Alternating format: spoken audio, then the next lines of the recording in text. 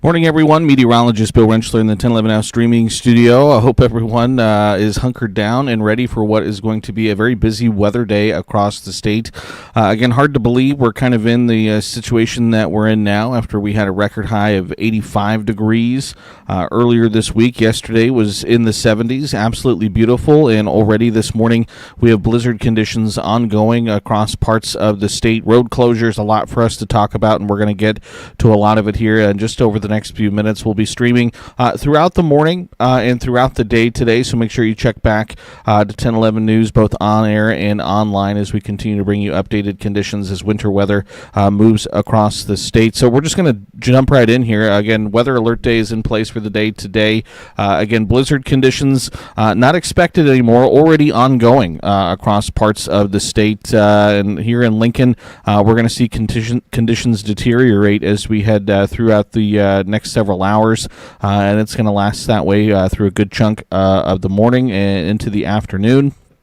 We have blizzard warnings that are in place that run either through this afternoon or late this evening across the state. Already have extremely windy conditions across the area, and we're going to continue to deal with those very windy conditions as we head through the day today. Top-end wind gusts, we've already seen them up to around 60 to 65 miles an hour, and so again, we combine that with some areas of heavy snow, and we're going to see whiteout conditions, so that's going to lead to travel impacts throughout the day today. Thankfully, again, most schools have closed down. I know there's a lot of businesses that have closed down, but again, just one of those days where if you don't have to be out, I would highly encourage you, again, just to kind of hang out at home and hang out and stay off the roads through the day today. So that's kind of sets the table for us as, again, today is the last full day of astronomical winter, and Mother Nature is not letting us forget it. So blizzard warnings in place across eastern, central, into far southwestern Nebraska. Again, these go throughout the day today. Winter weather advisories in the far southeast, where they're not expecting quite as much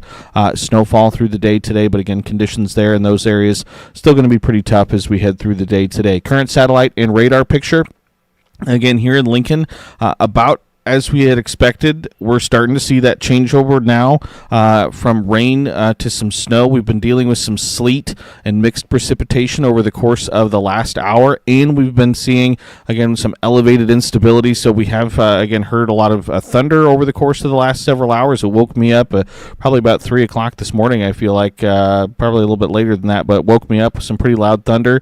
And again, that's been ongoing for the course of the last hour. Some thunder, sleet as I was on my way into work this morning, but seeing that changeover from mixed precipitation to snow. And so now this whole precipitation shield, this band of snow that we see across the area, this is going to continue to kind of not only rotate back around on the back end of this low pressure, but it's also going to continue to slowly trek from west to east across the area. So areas within that band right now and areas just to the east of that band, expect blizzard conditions to deteriorate, get worse as we head over the next, couple hours as this band slowly will shift to the east. Again, the dry air, that was something we talked about yesterday. Sharp cutoffs and heavy snowfall. You can see, again, much of Gage County, Johnson, Pawnee, Nemaha, Richardson counties. It's not doing really much of anything right now. It will eventually, but again, right now, things are pretty quiet in those areas, and that's going to hold down the snowfall totals, I think, at least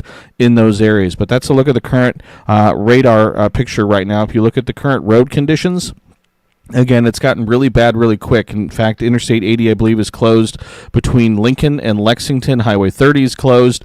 Roads are becoming very quickly covered. Again, I went from my house in east central Lincoln where you could tell they were getting a little bit icy. By the time I got to about 70th and O Street, they were getting slush covered. And by the time I got here to work at 40th and Vine, there was maybe already an inch of slush on the ground. So again, road conditions not great right now. And if you look at Lincoln traffic cameras, again, you can see LTU crews have been out treating roads, but again, we're starting to see some of that accumulation out there on the roads as well. So that's kind of the current look right now. We also have an even better look. We're going to bring in producer Ryan Swanigan here, who's live right now in the weather shield. Ryan, you've been out and about all morning. Things aren't terrible yet here in Lincoln, but tell us about the roads that you're seeing right now. Yeah, well, Bill, you mentioned what you had on your commute from Southeast Lincoln to, maybe Central Lincoln, East Central Lincoln, 40th and Vine area. I started out downtown at about 4:50 a.m. with the wind, and it was rain, and then all of a sudden we started getting like wet snow hitting the windshield, and then all of a sudden that went away, and it was like, oh, there's not much here. And then about 5:10 is when I started hearing, the tinking, the distinct tinking sound of sleet on the shield. And so I'm like, oh, well, okay. So then I started a drive up to the Highlands. Lo and behold, you want to talk about really driving into the teeth of 50-mile-an-hour wind gusts. That's what the drive up I-180 to Highway 34 and up to the Super Saver at Highway 34 in Fallbrook was. It was very difficult to try and get up to 60 miles an hour going northbound into that. Not to mention the fact that just driving sleet coming right at the weather shield, and I swear there was probably also maybe some pea-sized hail mixed in with that as well. Just the way it was bouncing off the ground and off the weather shield, it was incredible. We pull into the lot. It starts really, the lightning gets closer and closer, and it just really intensifies as the sleet comes down, and then it's finally started to change over to snow at just maybe around 6 o'clock. But we had at least a good hour's worth of sleet coming down, Bill. It was incredible. Thunder sleet included with that.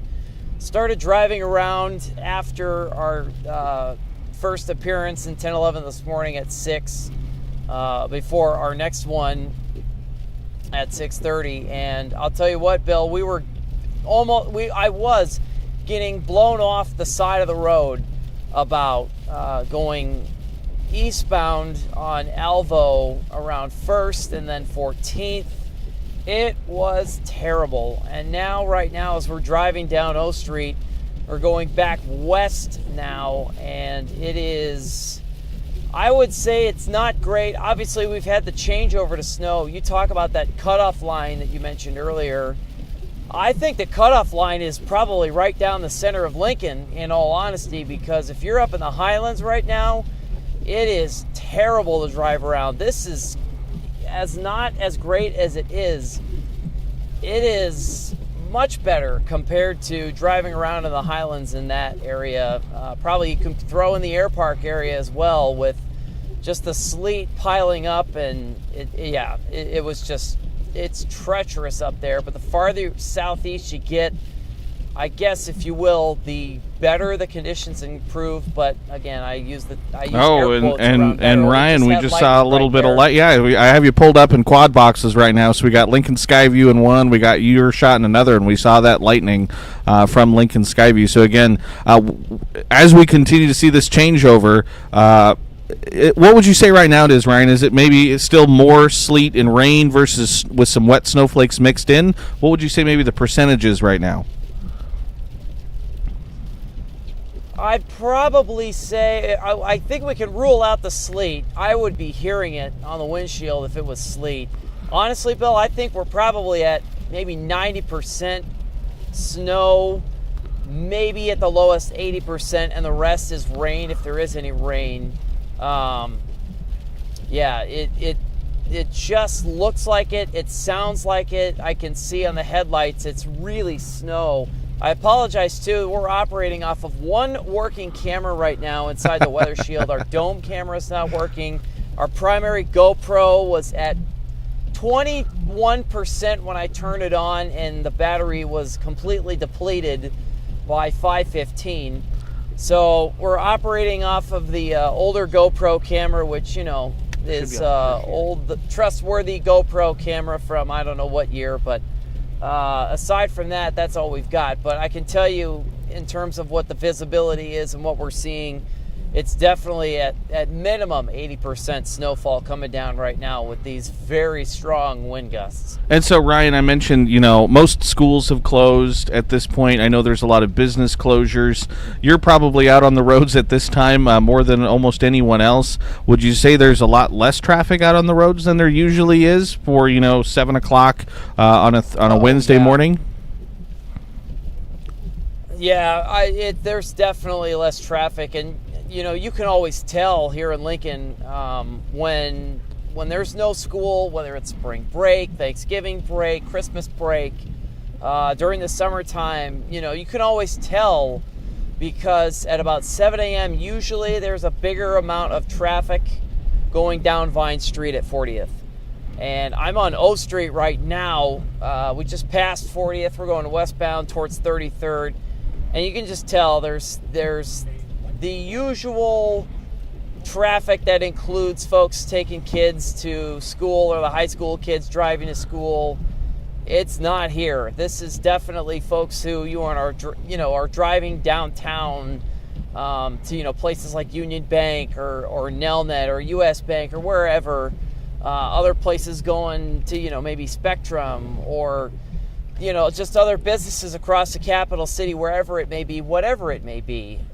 We're definitely seeing those folks out and about. I looked to my left here at 33rd and O, and yeah, there's usually a long northbound line of traffic that's looking to get ready to, drive to the elementary school at 33rd and Vine or into the Starbucks parking lot. It is definitely not that. There's 5 total vehicles that have gone by now northbound here on 33rd. Definitely not what we're used to seeing on a normal school day. Well, that's good. That means people are kind of heeding the call and just kind of hanging out and staying home. I did stop at the grocery store yesterday afternoon. It wasn't quite as busy as I thought it would be. Ryan, I know you can't see it here, but I've also punched up on our quad view here, sky view from our Grand Island sky cam. And again, you can start to see some of the snow falling on Lincoln sky view, but again, overall conditions don't look terrible yet. The opposite is true right now if you look at Grand Island sky view, where the camera's shaking right now. There's heavy snow. You can see it coming in sideways, extremely poor visibility. And those are the conditions that are going to be heading our way. So, Ryan, as you're out and about here over the next hour or two, conditions I know for you are going to continue to deteriorate. So I'm going to let you go for right now, but we're going to check back in with you in just a little bit. Does that sound okay? Yep, sounds good, Bill. All right, you stay safe out there, Ryan. Again, we appreciate, that's producer Ryan Swanigan out in the weather shield, again, braving the elements for us to bring us some of those live road conditions. So we appreciate him for doing that. I really quickly, again, want to punch in just on this view to show folks, Grand Island sky view. And again, those are the current conditions right now out just to the west of Lincoln in Grand Island. And again, like I mentioned, here in town, we're starting to see that changeover. Conditions haven't deteriorated a ton just yet. It's not great, but certainly this is what's coming our way. Again, you can see that snow coming in sideways. You can see the camera shaking with those 50, 60 mile an hour wind gusts, and again, you can see the extremely poor visibility in there as well. So again, conditions only going to get worse here in the capital city as we head over the next several hours. So we're going to continue to kind of go through some of our current conditions here. Again, that was the live look at Lincoln sky views. I really quickly again want to show the total snowfall potential. Again, this has kind of gone back and forth a little bit. It certainly ramped up yesterday as we were looking at the computer models. Really difficult system to try and forecast. These are the systems, though, these powerful low-pressure systems that kind of spin across northeastern Kansas up into Missouri that traditionally can give us these really heavy snows like this. This is the type of system that brought us that big snow in January of 21 when we had almost 15 inches of snow here in Lincoln. The difference, again, being with that system, it was much slower. This system is going to move through a little bit faster than that system, so it won't have quite as much time to necessarily drop as much snow as that system did. But we are expecting that band of very heavy snow where we could see up to 10 inches or maybe even higher amounts to impact kind of northeastern sections of the state back down into kind of southeastern, maybe south central Nebraska, where we could see 6 to 10 inches of snow. Again, the problem will be is where's that cutoff, because we're going to see an extremely sharp cutoff in who sees that very heavy snow. I posted on my X account last night just kind of an example of that. It was 2 model runs, same model. One was the 12Z run, one was the 18Z run, and one model had 3 inches of snow in Beatrice, and the other one had 17 inches of snow in Beatrice because it just shifted that band of heavy snow by about 50 or 60 miles, which, we may think that's a lot, but for a system as big as this one is, that's going to be bringing snow and wind across all of Nebraska, that's going to be bringing, blizzard conditions to multiple states. A little blip of 50 or 60 miles really is just, it's not that big of a deal for a system like that, but for us and the impacts that we feel, it can have a huge impact. So expecting a wider swath of heavier snow, 3 to 6 inches is what we're going with, stretching from kind of southwestern Nebraska up to the northeast. Within that, that's where we're expecting that 6 to 10, kind of from the Lincoln area over towards York, and then up towards Columbus, up into the Wayne area, and then up into northwestern Iowa. That's where we're looking for that 6 to 10 inches of snow to kind of fall. And I have to tell you right now, with where the band of heavy snow is on the radar, I feel pretty good about that forecast right now. There will still be some extremely sharp cutoffs on both sides, but particularly into southeastern Nebraska for those who see a lot of snow, and then those who don't see quite as much. I do think everyone will see snow, though, especially as the whole system eventually moves from west to east across the state through the day. If you look at some of the 6 main weather models that we look at here in Lincoln, some of the ones that were really low yesterday have come up a little bit. Some of the ones that were really high yesterday have come down a little bit. So feeling pretty comfortable with our 6 to 10 inch forecast. Could be on the lower end. Again, it's really hard to get 6 inches of snow in one day and one go. It doesn't happen as often as you think it would, but I certainly think the forecast right now is on track for us. On top of the snow, again, we're already dealing with the wind out there. That's going to continue to be an issue through the day today. High wind warnings are in place across the state through the day. Again, top-end wind gusts could be up to 50, 60, 65, maybe even 70 miles an hour at times, and we've already seen that verify across the area. So if you look at the future wind gusts through the day today, they'll remain incredibly strong through the morning, and that will continue into the afternoon. We won't really see those wind gusts really die down until we head late this afternoon and then into this evening. I think by 10 o'clock tonight, still dealing with some blustery conditions for far eastern and southeastern Nebraska, but for the most part, those wind gusts will have finally settled down, and then we'll really see them settle down even further as we head overnight tonight into Thursday morning. So again, here's a live look, sky views from across the state. Sun starting to creep up on the horizon a little bit, so it's starting to at least get a little bit light out there, and you can see of these 4 pictures, Grand Island certainly has the worst conditions right now with ongoing blizzard conditions. Seeing that changeover from rain to snow here in Lincoln, and even just across Lincoln from one side of town, especially to the northwestern side of town, conditions are changing rapidly. Again, I'd say the further you get into northwest Lancaster County right now, the worse the conditions get. But again, that whole band is going to continue to move from west to east across the state. So again, here in Lincoln, we're going to continue also to see conditions deteriorate pretty quickly over the course of the next hour or so. It's already pretty bad, though. Again, temperature at 34 at the airport. It's 33 right now here at the 1011 studios. And actually, if I pull up our Tempest weather station, which is our 1011 studio temperature. It has a temperature 32.7 right now is the current temperature. We've also had at the 1011 studios already a half an inch of liquid precipitation through the day today with some of those areas of heavy rain. I've had 4200ths at my house, which again fits. We'd expect some lighter amounts on the southeastern side of town, heavier amounts on the northwestern side of town. Winds are gusting up to 55 miles an hour at the Lincoln Airport. Visibility is down to 3/4 of a mile, and you factor in the wind, and the wind chill is 18 degrees right now. So again, conditions deteriorating pretty quick. It's not terrible yet. It's going to continue to trend that way, though, as we head over the course of the next hour. And you can see on the current visibility map those areas that we're seeing heavy snow, visibility down to less than a mile, if not even less than a half a mile. Areas like Tacoma, Columbus, here in Lincoln, York, Grand Island.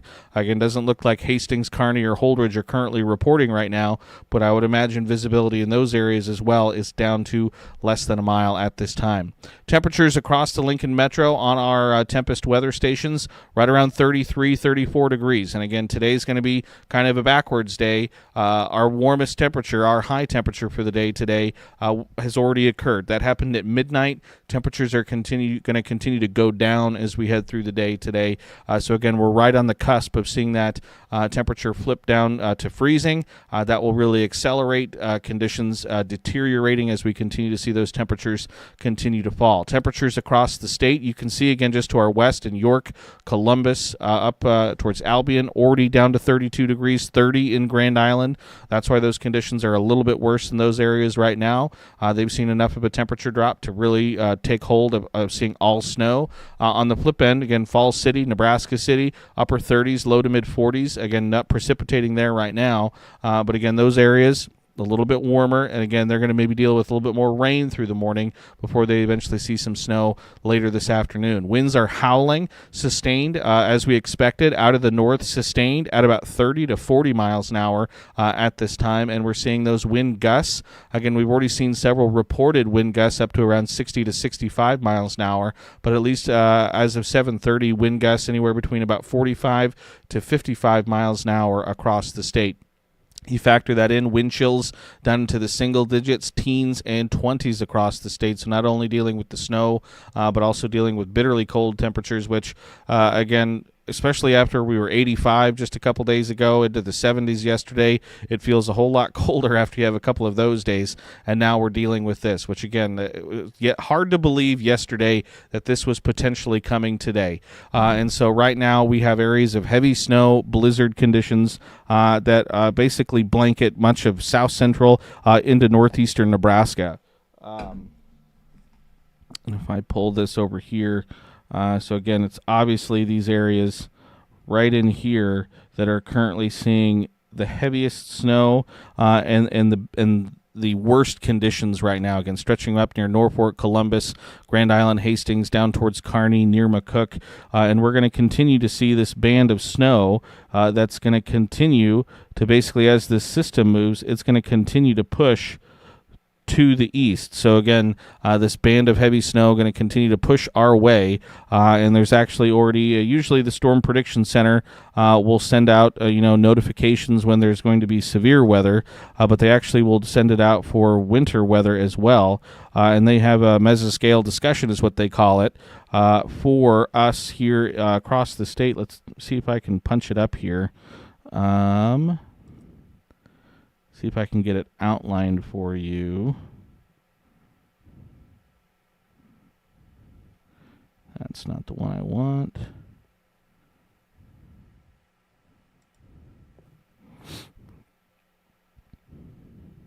So outlined there in blue, which again includes Lincoln, includes the Omaha Metro, includes Grand Island, includes Hastings. And this is what the Storm Prediction Center says. They say blizzard conditions will gradually spread eastward through the morning. Snowfall rates of 1 to 2 inches per hour are possible, along with widespread 50 to 60 mile per hour wind gusts. Blizzard conditions are ongoing this morning from southwest, south central Nebraska into western Kansas to the northwest of a powerful 987 millibar cyclone centered over northeast Kansas.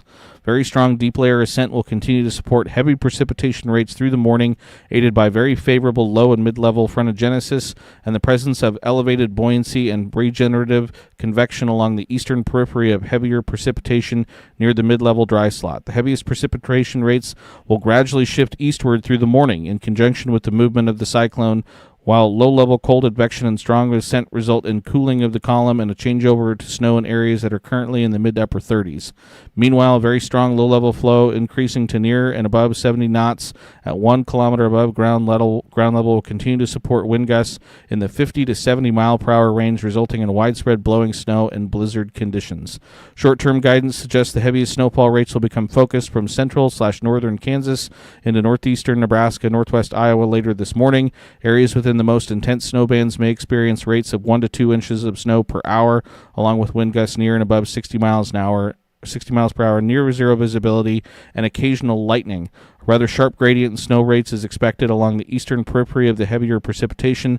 The very strong winds may result in blizzard conditions even in areas that experience only light to moderate snow. So again, some elevated instability with this system. That means we're going to see some thunder. That means we're going to continue to see some lightning. So whenever you have thunder snow, kind of the general rule of thumb is when you see thunder snow, you want to ramp up the snowfall forecast in those areas.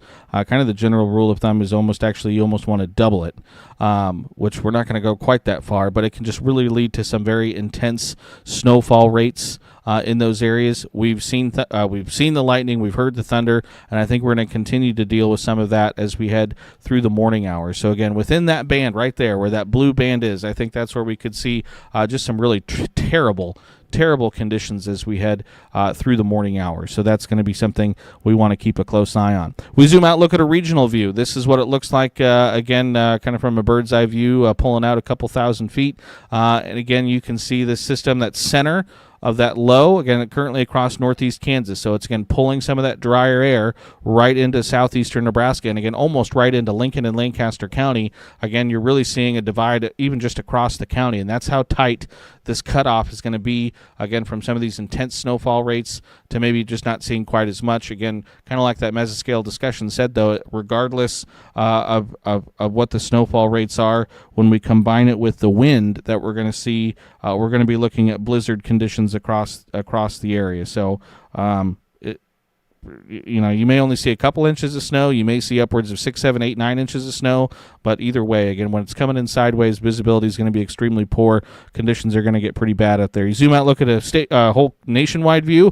All the active weather is right here in the middle part of the country. Otherwise, East Coast and West Coast, it's pretty quiet right now. You look at the weather alerts, all of these associated with our big, powerful cyclone that we have across the area. Again, the blizzard warning stretching from western Kansas all the way up into parts of southern Minnesota. Winter storm warnings then continue all the way into the upper peninsula of Michigan. You have wind advisories. You have critical fire conditions, red flag warnings down across the southern plains with this system. So again, another powerful system moving through the area, bringing active weather to the region. So if we check out SkyCast, we'll start with a regional view first. You can see our in-house model here, I think, is doing a pretty good job. Again, has that cutoff of snow almost right, again, through parts of Lancaster County, and maybe, again, just maybe a little bit further to the south and east. But I think doing a pretty good job representative of where it's going to be. So through the morning, we're going to slowly see that band of heavy snow shift to the west. So through the morning hours, we're going to continue to see blizzard conditions, potentially some very heavy snowfall at times. By midday, again, we start to see some of southeastern Nebraska has filled in with that snow. So, again, areas like Beatrice, Pawnee City, Nebraska City, over towards those areas in far southeastern Nebraska, they will see snow eventually. It's just that they're going to see it a little bit later. That's going to hold down their snowfall totals as you head into the southeast. Through the early to mid-afternoon, we're going to continue to see some areas of heavy snow. As we head towards late afternoon, though, as this system continues to move east out of the area, we will see snow come to an end from west to east across the area. I think by 5 o'clock we could have some lingering snowfall across the area, but I think by this time the conditions are improving in terms of we're not dealing with the falling heavy snow, but we still could be dealing with some blowing snow, and again, very cold conditions. So even by 5 o'clock, snow may be wrapped up and wrapping up for a lot of us. Conditions are still going to be pretty tough. I think by 10 o'clock tonight, again, that system is well enough out of our area. We're seeing clearing skies, decreasing winds, but overall, again, still pretty poor conditions across the area. So if we zoom in, take a closer look, statewide view, again, I think the in-house model is doing a pretty good job. I think it's maybe just a little bit too far to the south and to the southeast. I think you'd want to bring that line up almost more, maybe just about 50 or 60 miles to the north and to the northwest. But as we head through the morning, that band of snow will continue to kind of rotate its way through the area. So again, we'll see some of that regeneration. That's where we'll get some of that heavy snow. But then the whole band of snow will continue to move from west to east across the area as well. Into the afternoon, we'll start to see snow end across the area from west to east. I think by 5 o'clock, we're looking at maybe some lingering light snowfall across the area. I think by 10 o'clock tonight, the snow is done. We're seeing clearing skies and those winds beginning to diminish for us as well. So if we look at the precip chances, again, I put this together early this morning. So my one pink bar there, which is more representative of mixed precipitation, I think generally should be snow at this point. I think we basically transitioned over to mostly snow. But you don't see us very often go with a 100% chance for anything. But we have a 100% chance of snowfall here in Lincoln through the morning, We start to drop that down a little bit into the afternoon, still very high, but about 3 o'clock or so is when we really begin to see that chance kind of begin to taper off.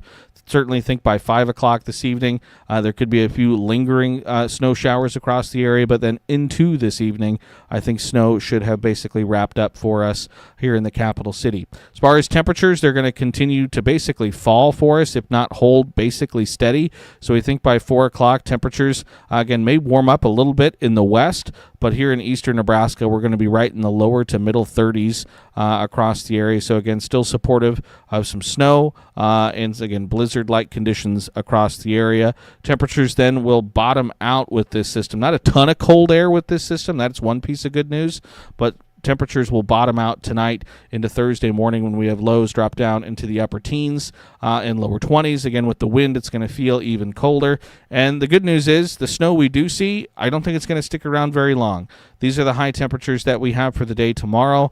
Obviously, you can see our in-house model there has that band of colder temperatures. That's where we think that heaviest snow is going to fall. So temperatures will be a little bit cooler in those areas, but we're still looking at upper 40s and low 50s as we head into Thursday afternoon. So again, snow is going to melt very quickly across the area, not only into the day Thursday, but into the day on Friday as well. So again, it's not going to stick around for a whole long time. So that is some good news for us. At least I want to kind of go back to the top here, reset, look at again some of our advisories and the snowfall forecast and road conditions, and we'll bring producer Ryan Swanigan back in here in just a minute as well. But again, kind of want to reset the table with this graphic right here, which again just kind of bullet points what we're going to be dealing with as we head through the day today. Blizzard conditions already ongoing across the area. That's going to continue through the morning into this afternoon. Will be tapering off as we head into the late afternoon and into the evening time frame. High wind warnings are in place across the area. Again, winds are going to be gusting up to 60, already have been, but gusting up to 60 or 65 miles an hour or so. And then again, we're going to be dealing with those travel impacts as we head throughout the day on your Wednesday. Even after snow is done, we could be dealing with areas of blowing snow and drifting snow. Also should say, too, because the wind is going to be so strong, it's going to be a really difficult snow for us to measure. There's going to be a lot of drifts. There could be some bare spots because, you know, when you have winds as strong as we have, snow's not falling straight down. So, again, here's the blizzard warnings. You can see, again, Lincoln, Omaha, Columbus, up to Norfolk, Grand Island, Hastings, Kearney, down over Lexington, McCook, across parts of north central, northwest Kansas, all under blizzard warnings as we head through the day today. I'm going to punch on here just so we can get some of the times of these advisories. So for Lincoln and Lancaster County and kind of the counties that are highlighted there, that blizzard warning is in effect until 10 o'clock tonight. So like I just said, the blizzard warning goes till 10. The snow will be done for several hours at that point by then, but we still could be dealing with some areas of blowing snow. Grand Island, Hastings area, and Kearney, that blizzard warning is in place till 2 p.m. this afternoon. So again, even earlier, snow is going to end there earlier as well. For southwestern Nebraska, McCook area, that's in effect until 1 p.m. this afternoon, and then up into the northeastern corner of the state, in effect until 7 o'clock this evening. So again, those are the blizzard warnings, winter weather advisories in the southeast. So here's a look at the satellite radar picture. Again, we can see, if I zoom in here on even just Lancaster County right now, it is cutting a line right through Lancaster County. So again, if you're down in Cortland, you're not seeing anything. If you're up at Branched Oak in the northwestern corner of the county, again, you've probably been dealing with some blizzard conditions over the course of the last hour. And again, even here, just in Lincoln, on one side of town to the other, you're seeing dramatically different conditions across the area. So again, that's going to be the story as we head through the day today. So if you look at the statewide, this is the NDOT road conditions that we're able to have plotted on our map there. Again, we actually have the interstate between Lincoln and Lexington is closed. As I glance over here on Nebraska 511, it looks like parts of Highway 30 are closed. Again, so conditions in those areas are not great. So again, if you have to be out on the roads today, make sure you check this map. Right now, if you're going to be in the southeastern corner of the state, you're probably fine. But if you're in northeastern Nebraska, down through, south central Nebraska into southwestern parts of the state, conditions not as good. And so that's where we want to watch out, and that's where we want to be a little careful as we head through the day today. Again, one of those days where if you don't have to be out, I would just encourage you to stay home. As the sun's risen now, again, we have a little bit better view from Lincoln Skyview cameras. Good news here is, again, at least looking from the traffic cameras, again, don't see a ton of accumulation just yet on Lincoln Street, so that is a good piece of news. But again, conditions are only going to get worse here as we head over the next several hours. Want to go ahead and turn back here. I got producer Ryan Swanigan. He's out in the weather shield. I know he can hear me, but I just want to let Ryan know his TVU keeps kind of dropping in and out a little bit. So I don't know if he maybe wants to wiggle his cord just a little bit because I lost his shot. I just have the TVU slate up right now at this time. We also have meteorologist Carmelo Latuca, who just walked in. Come on back, Carmelo. We're live streaming, but that doesn't mean, and it looks like I'm going to punch Ryan back up here. Ryan, I got your shot back up. I got you punched up live. Again, I talked to you about 25 minutes ago. Oh, and it looks like your shot just froze up again. So maybe we'll just punch back up the Lincoln traffic cameras here. We'll wait for his shot to come back up. I'm going to change this, and we're going to bring in, let me see here. We're going to bring in meteorologist Carmelo Latuca, who just got in. And Carmelo, I'm also going to really quickly, while I have him here, I was going to try and bring in producer Ryan Swanigan again, but again, his TVU keeps dropping out. So, Ryan, I'm just going to step away from your shot for a second. I'm going to talk with Carmelo here for a minute. But, Carmelo, you just got in.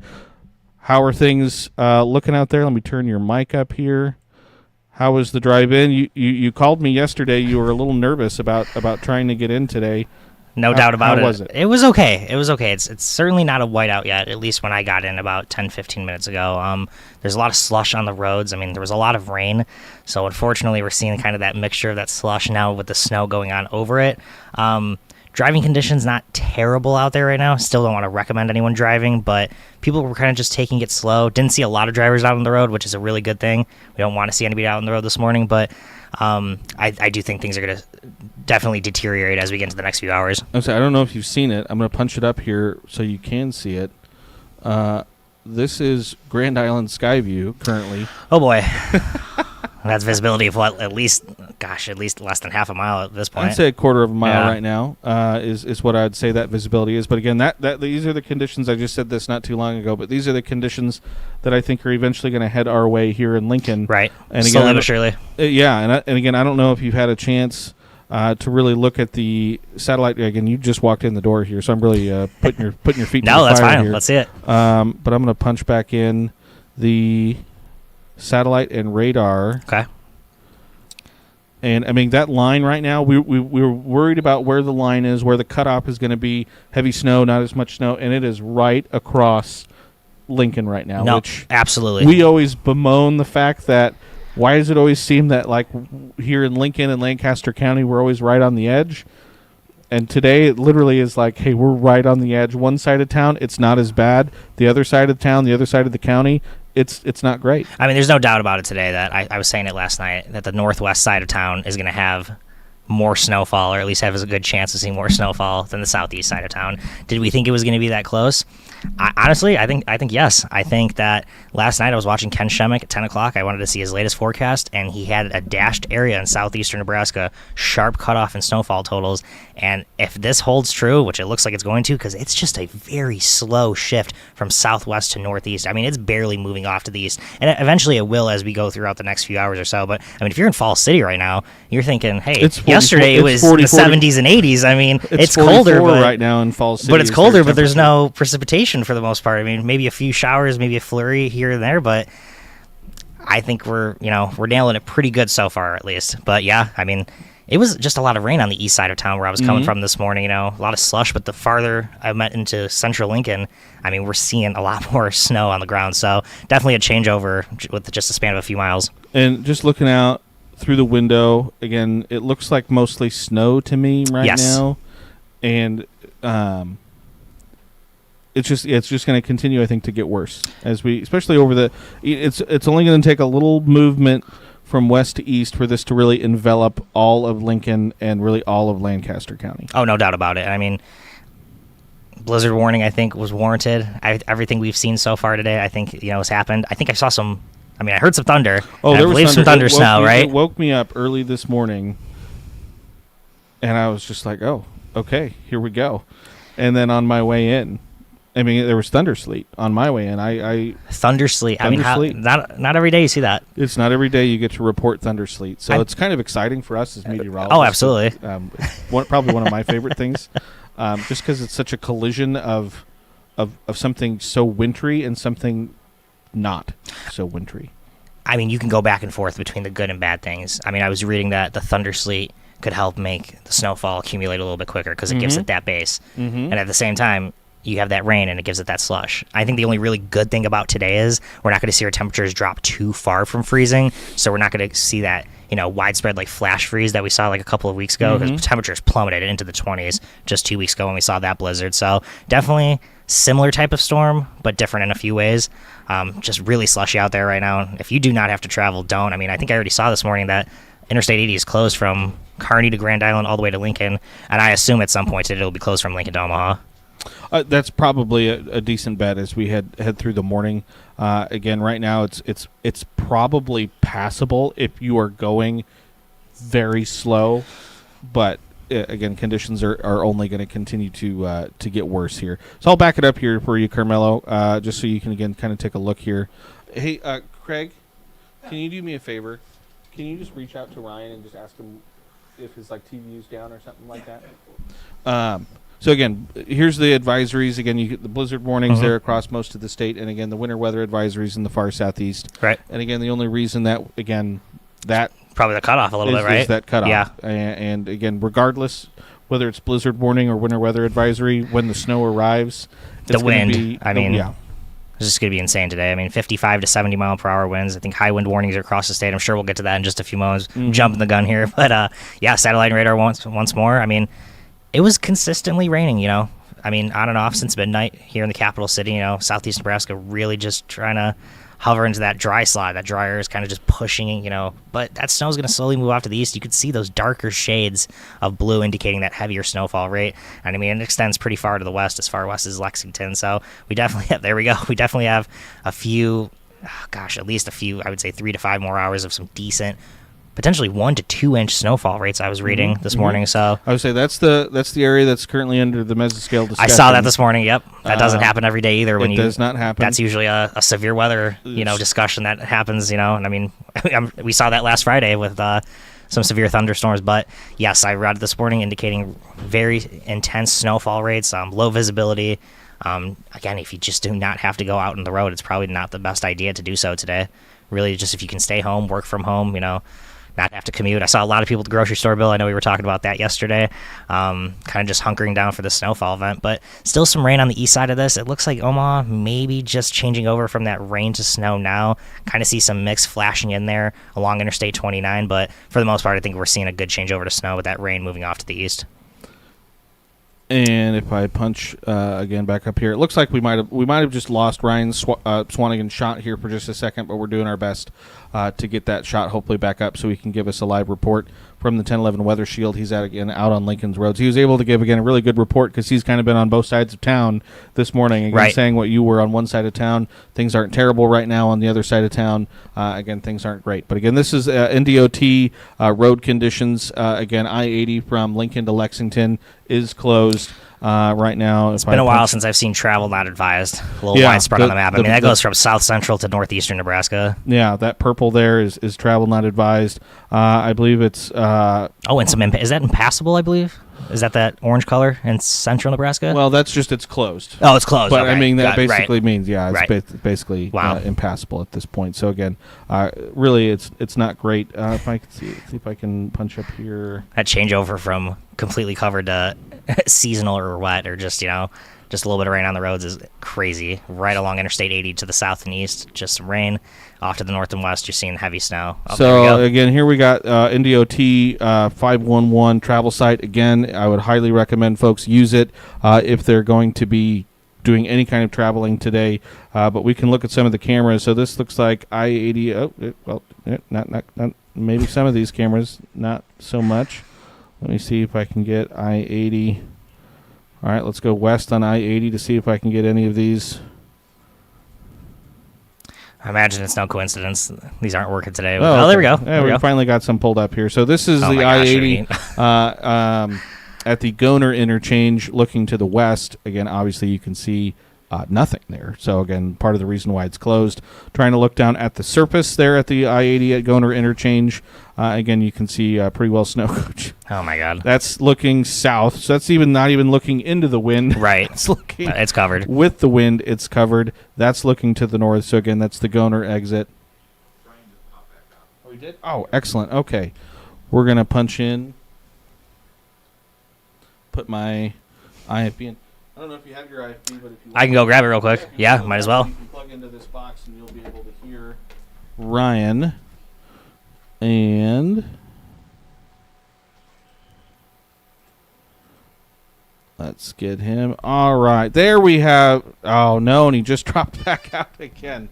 Or maybe it was his GoPro that dropped out. I think I have your shot, Ryan. I can hear you. And I do have your shot now. So, again, we talked to you about 30 minutes ago. How are things looking right now in Lincoln from your perspective in the 1011 Weather Shield?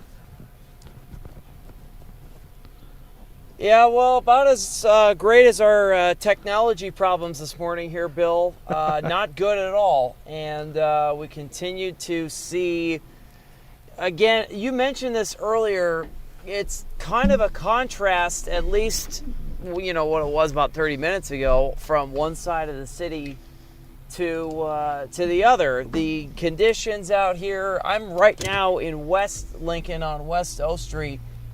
It's not great at all, and I'm going to show you here in a little bit as I start driving down West O from Sun Valley. It is that complete sideways snow that's coming down with those north wind that's just howling right now.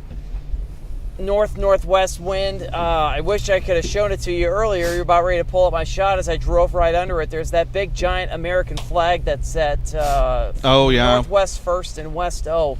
It is straight out, very, very pronounced, and it's just like, wow, that's a great looking flag. Well, that's because these northwest winds are just howling and just blowing that flag straight out into the wind in the midst of the blizzard conditions here.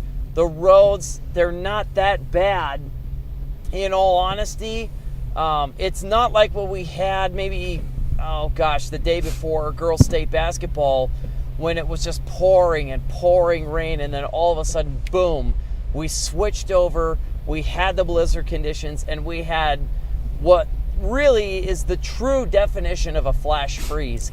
This is not like that. It's been kind of a gradual decline, going down in temperatures. Nothing where we just plummeted and all of a sudden we had, puddles and almost, mini ponds of water on the roads that just iced over, and we found, mounds of frozen slush on the side of the roads. This is not that.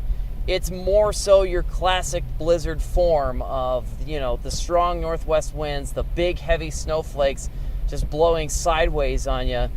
Now, are the roads perfect? Absolutely not. There's definitely, parts of Lincoln saw, I would say, maybe a quarter inch of sleet, and it's stuck, and it's definitely hard to navigate when you've got a side wind, but it's definitely not like the instance we saw, just a couple of weeks ago.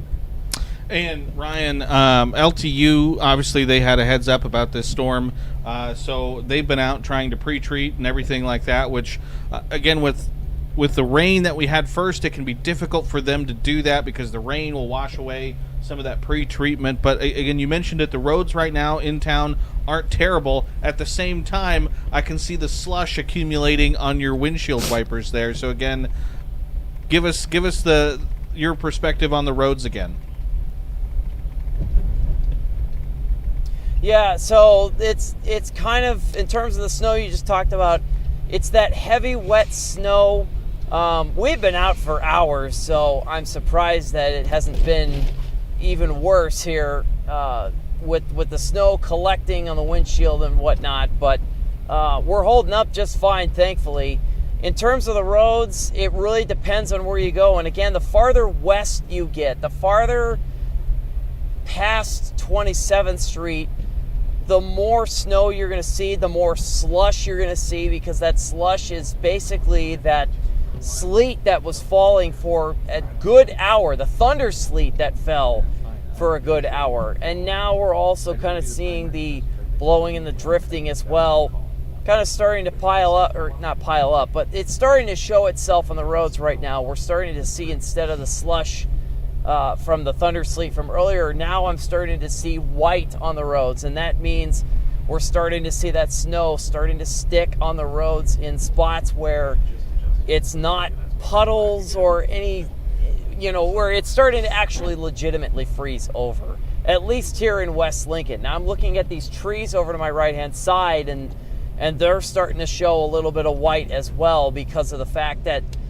we had plenty of moisture and water falling for a good couple of hours overnight, and now all of a sudden, as the temperatures continue to drop a little bit, getting down at 32, maybe down 31 and lower, now we're starting to see things really just start to freeze up and solidify on roads and trees, and the snow, as I see here off to my right hand side, at least on the grassy surfaces, it's now starting to get on top and cover up those areas. And gosh, now the farther west we get here in the more open spaces, look at this is starting to really get to pretty close to your classic whiteout conditions here, Bill.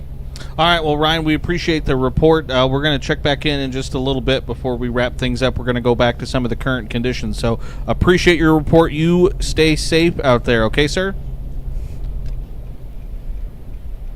Yeah, will do. Thank you, Bill.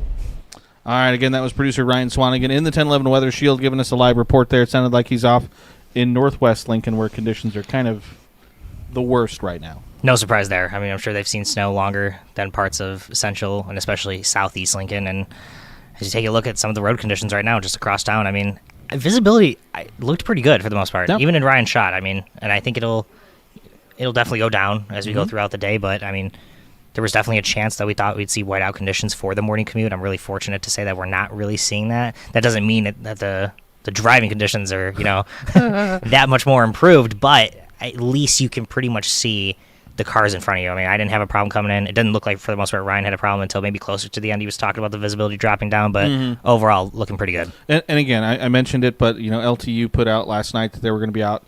They're on standby. And as I look out, I just want to say, I see probably the heaviest snow that I've seen thus far right now looking out in the 1011 parking lot coming down. So, again, we mentioned it, but conditions are only going to get worse. But back to what I was saying, because it rained, I mean, we think we had about a half an inch of rain here at the studios, according to the Tempest station. That's pretty I good. had about 4/10 of an inch of rain. But what that means is LTU can't put down their pre-treatment and stuff like that, because it's just going to wash away. But so that's kind of bad news. But the good news is we're not going to see necessarily the flash freeze and temperatures just blow by freezing. I mean, what they're at right now, the 20s. They'll probably just stagnate throughout the day. I mean, I think we're in you can see on the lower right-hand side of your screen, 34 degrees at the airport as of right now. I have 32.2 degrees at my house in southeast Lincoln. Here at the 1011 studios, I also have 32.2 degrees on our Tempest weather station. 61 hundredths of liquid precipitation, according to the Tempest station here. The only positive thing you can say about that is can't wait to see the drought monitor when it comes in next week. Well, but we absolutely need some the good moisture. I would prefer to get the moisture just with a nice rain in throughout the day, form of as opposed liquid. to a blizzard, but that's just what the cards we've been dealt Yes. right now at this point. So again, pulling up the snowfall forecast, this has been, again, a difficult storm to try and forecast. I showed Like I texted you last night. It Yes. was the North American model, and one run had it had a foot of snow, over a foot of snow in an area like Beatrice, and it had no snow in an area like Wayne. And then the next model run, it had more than a foot of snow in Wayne and like 2 inches of snow in Beatrice. And am I crazy, or did the lights just flicker a little bit? I think it just flickered a little The bit. lights did just flicker a little bit. I'm going to punch up really quick here. Oh, I think it just kind of saw that again.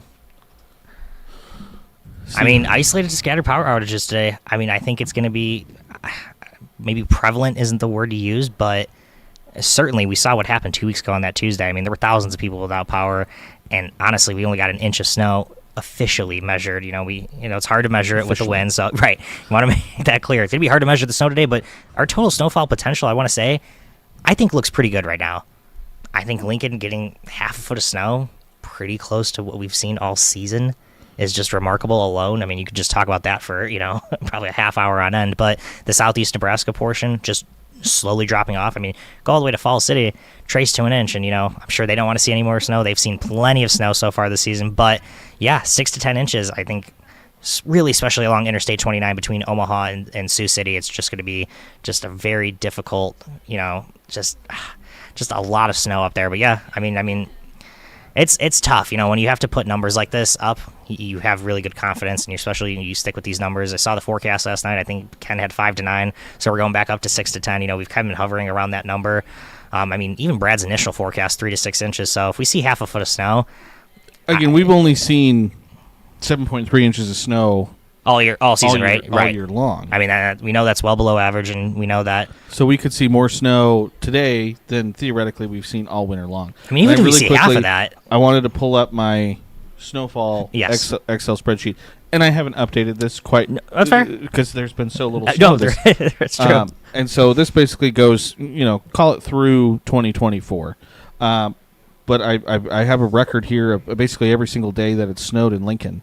And since snowfall records began in Lincoln back in 1897 is how far we can go back. There have been 2,452 days that have recorded measurable snow here in Lincoln. Okay. To get 6 inches or more. Mm-hmm. So 6 inches to the most we've ever had in a single day, which is 19 inches. Right. That's only 67 days. So 6 inches or more right. has only happened 67 times. Do you have a percentage next to that? What would the percentage of that be? I mean, it's got to be less than. Don't want to be 2, 3, 4%. Probably even less than that. 1%.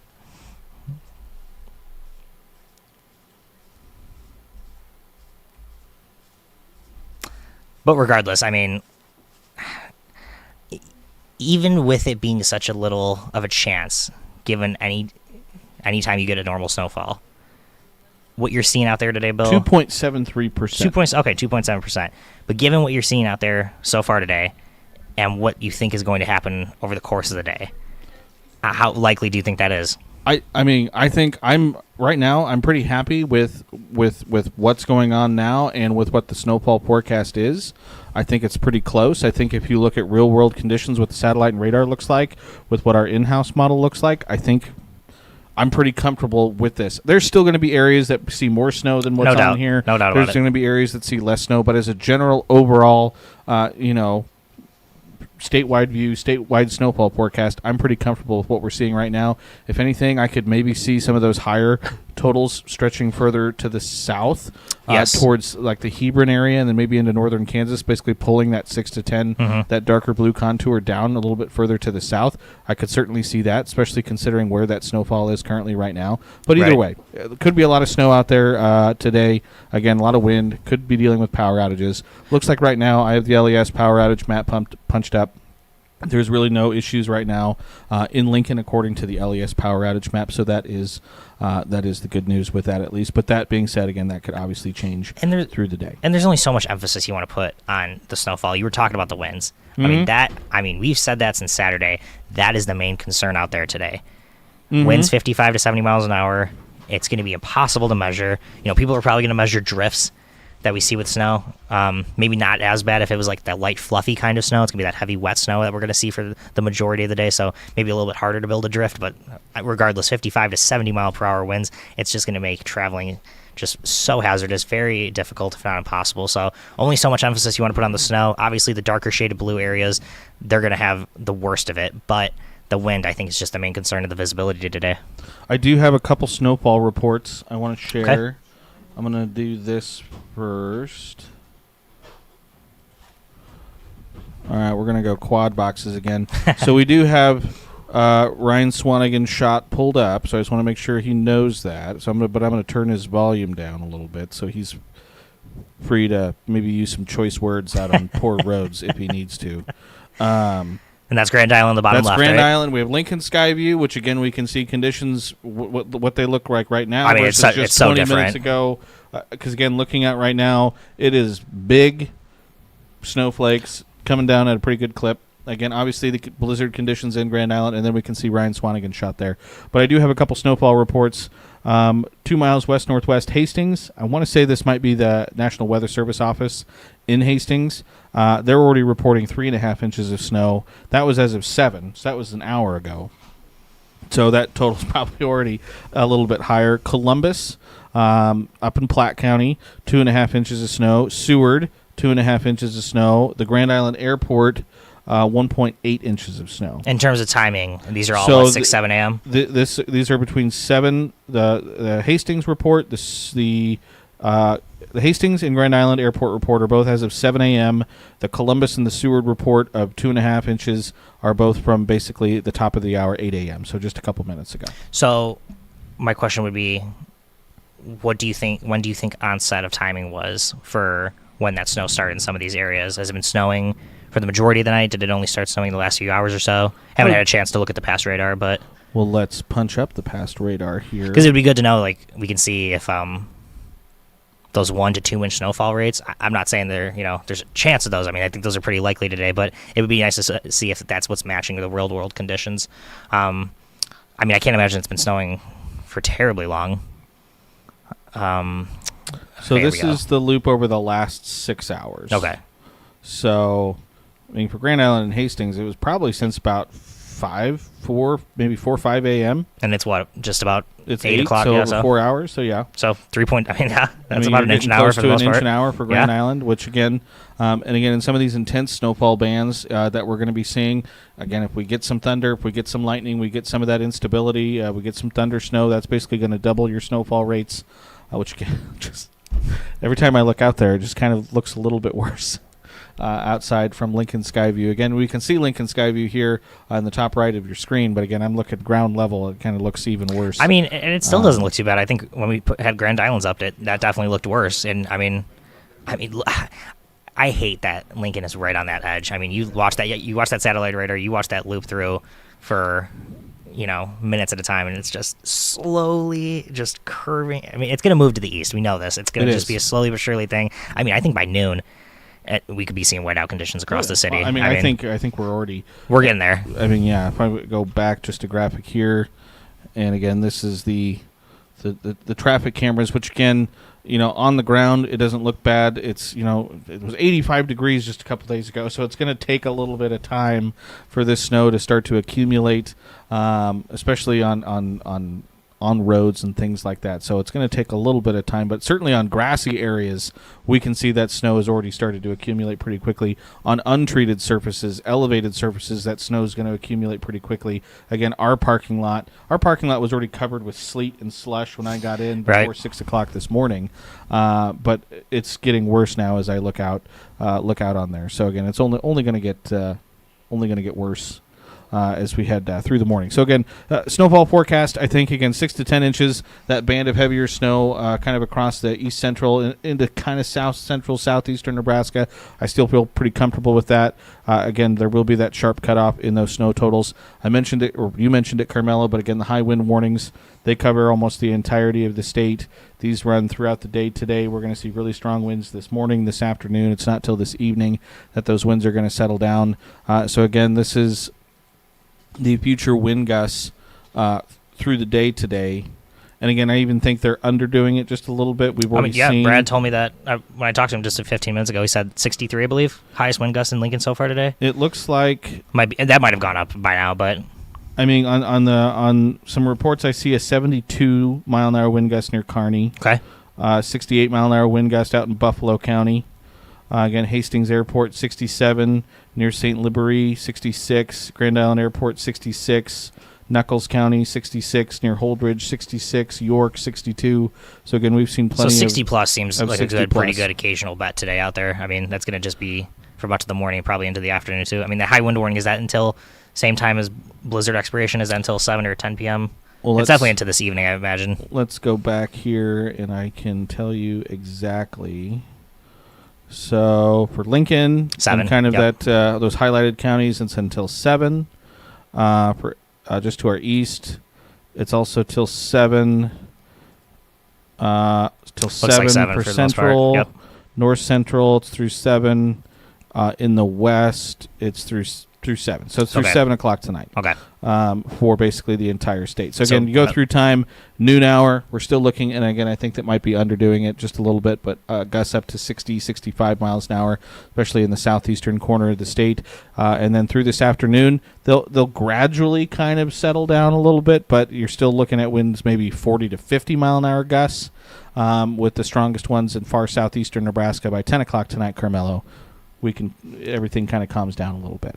Absolutely. I think it'll be interesting to talk about. Look at that's O'Neill currently. Oh my gosh, that is miles different from Lincoln and Grand Island. I mean, that is. You can see some breaks in the clouds up there.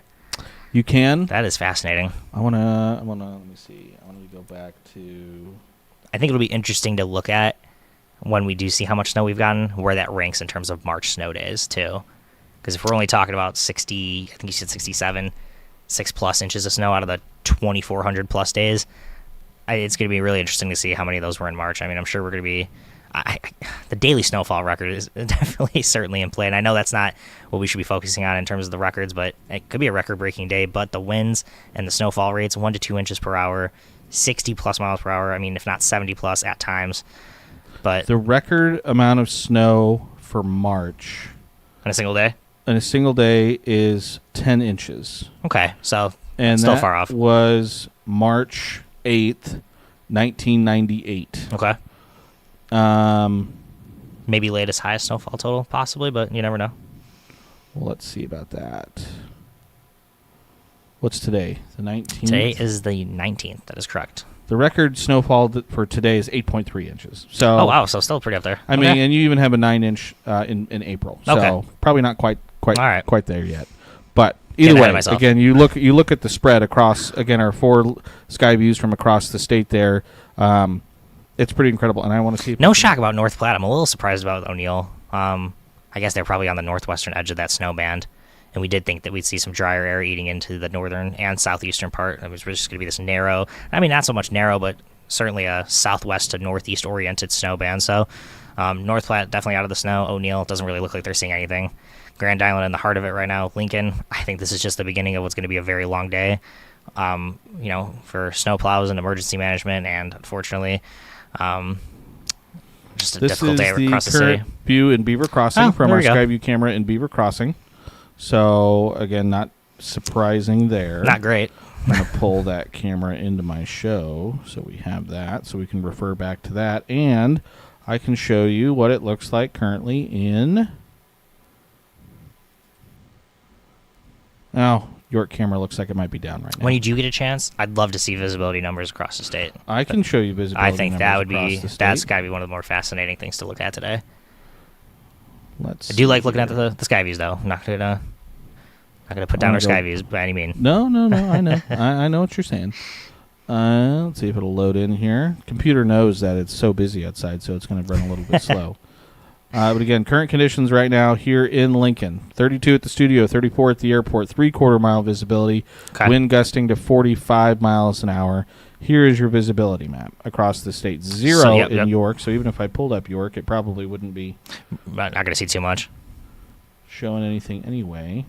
Really does show a good view of that snow band, though, which way it's, like I said, southwest to northeast orientation. But Let's see if I can see some of these numbers. Half a mile in Grand Island, a quarter of a mile in Columbus, I believe. Half a mile in Tacoma, a mile and a half in Norfolk. I mean, you go from Norfolk to Albion. We're going from a mile and a half up to 10 miles. I mean, that's not too far of a distance there. And just Columbus to Albion as well. Let's see. What else could we report on here? I don't think we're getting a number out of Kearney or Holdridge or Hastings. 3 miles in Lexington, 3/4 of a mile in Lincoln. Yeah, but I think the worst of it right now, York, Columbus, and Tacoma, and Grand Island as well, so slowly moving off to the northeast. Really sharp cutoff, though, from no visibility to almost a full 10 miles. Oh. Did I Might have heard of just a few oohs in the station. Did I we're blink, seeing. or was that... No, you did not blink. That is a little flickering of the lights, so I'm sure we're going to see that not only here, but across the city today. And probably across most of the central and eastern Nebraska as well. Okay. My biggest worry has got to be the snow piling up on some of these trees and power lines, along with those winds. You know, you're not just getting one; you're getting the 1-2 punch. And so that is the view from our Hastings Skyview camera. Oh boy, that is, I believe, I can't see, but that is at our sister station KSNB in Hastings, and generally that's pointed kind of towards the ground, towards the National Weather Service office in Hastings. You can't see anything there. So again, just goes to show how poor the conditions are out there in south central Nebraska. Again, unfortunately, the Hastings airport looks like it's gone offline. It looks like 3 of them are down right now. Yeah, so certainly could be the blizzard conditions could be a factor there. So tempest weather stations, across town have current temperatures right at about 32 degrees, basically across the entire metro area. There's a few spots that are still at 33, and again, looking outside, it is certainly all snow now here at the 1011 studios, and again, it's coming down really good, and it's some really, really big flakes. Temperatures statewide, again, ranging from the mid-20s right now to the low 30s, and I'm getting a message here that potentially the reason that we don't have our York camera up and working is because there are a number of power outages. Oh my gosh! In York, I'm gonna punch this. Pull it up like power here. outages. Yeah. So this is NPPD. Oh yeah, How many it are we looks talking? like most of York. Wow. So most of yeah. Okay. I'm gonna That's see good to know. if I can punch this up over here. Change my password, so I got to put in my new password.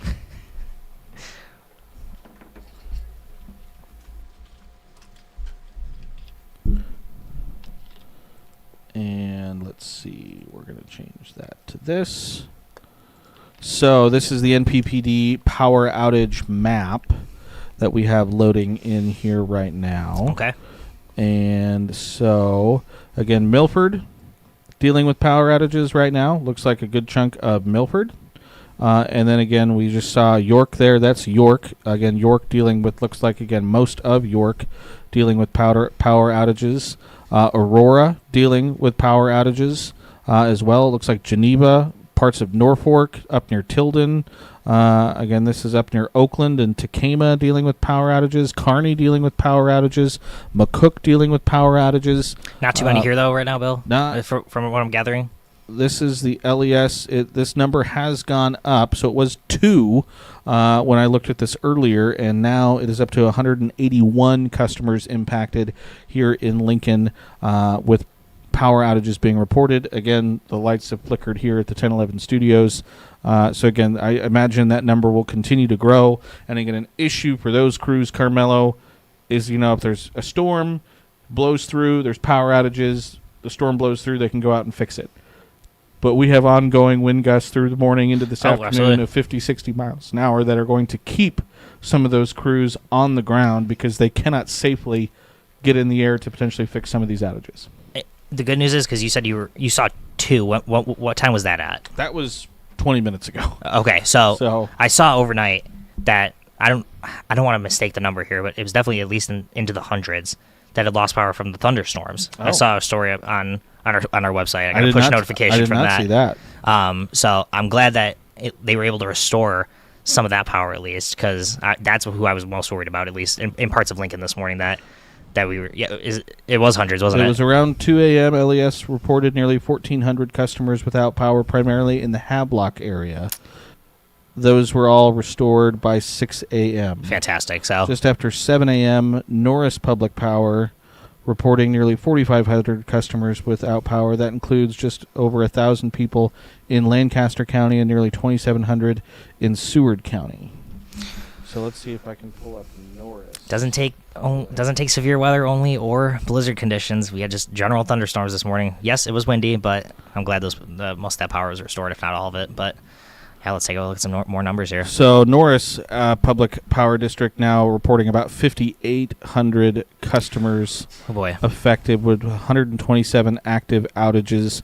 Again, most of those in Seward County and across the northwestern part of Lancaster County. They're also down into Saline County, down near Hebron, a couple down there near Wymore.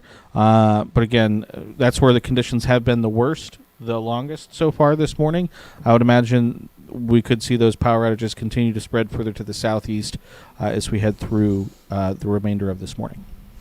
Oh, no doubt about it. I wish I could tell you that this could be the tail end of everything, and what's happening right now is going to just get better throughout the day, but I think things are going to slowly deteriorate, maybe quickly, as we get into the capital city. Again, fine line between seeing no snow at just about 5, 10, 15 miles to the southeast of Lincoln to seeing, complete whiteout conditions 5, 10, 15 miles to the northwest of the capital city. So pretty good clips of snow. I think those temperatures hovering right around 32 degrees. Yes, it's good that we won't see that flash freeze until potentially as we get late into the day, into the overnight, but that heavy wet snow, that's not going to change over to that light fluffy snow. We want to make sure to tell people that today. So we're just looking at temperatures there. These are the current sustained winds across the state. And again, sustained winds anywhere between about 30 and 40 miles an hour for most locations. And wind gusts right now between about 30, 40, up to about 50 miles an hour. But again, have already seen multiple reports of 60-plus mile-an-hour wind gusts as high as around 70 miles an hour is the highest we've seen so far this morning. And you factor in all that wind. Carmelo, it was just a few days ago. We were really embracing the San Diego of the Big Ten mantra. When it was 85 degrees, it was 73, I think, for a high yesterday. Back-to-back Mondays we set daily high records. We absolutely did. And now we have wind chills in the single digits, teens and 20s across the state. Feels like 21. I think you can just lop off another 10 degrees just when you see the snow out there, too. So let's just call it like 11 is what it looks like. No doubt about kind it. of through your window, maybe. Yes. As, again, looking out through the window here, and it's coming in sideways. So, again, satellite radar picture, again, that cutoff line continues to be very sharp right across Lincoln and Lancaster County. Also continues to be sharp on the other end of this too, Carmelo. Up here in kind of the north, on the western side of this. And we thought there would be some drier biting into it from the north as well. So we thought it was going to be, it's really hard to say narrow band. We're still talking from Lincoln all the way up to Norfolk and as far west as, North Platte, at least initially. So, yes. So again, what would you say, about 100, 150 miles from southeast to northwest? I'm probably underestimating that number a little bit. I can measure this. That is about 130 mile an hour band. All right, not too bad.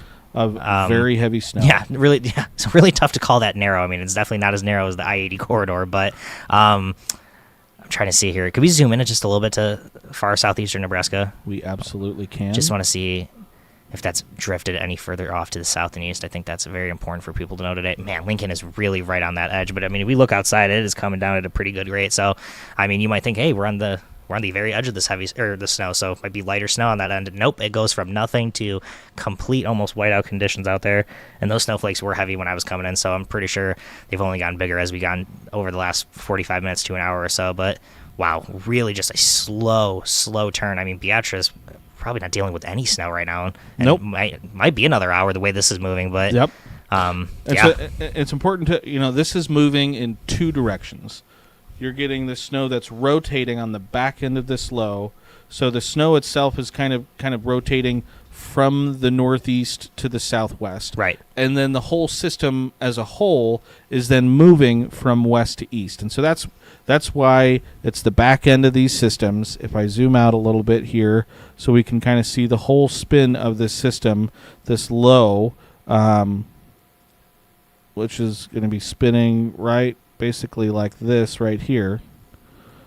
So we're getting the heavy snow on the back end. We're seeing the regeneration of snow on the back end, and we're waiting for the whole thing to move west to east. And so this is why these areas, particularly the ones we've highlighted, in our snowfall forecast, can see such heavy snow, is because they see prolonged heavy snowfall rates on the back end, where they have snow that just trains over the same area, and then the system itself slowly moves across the area.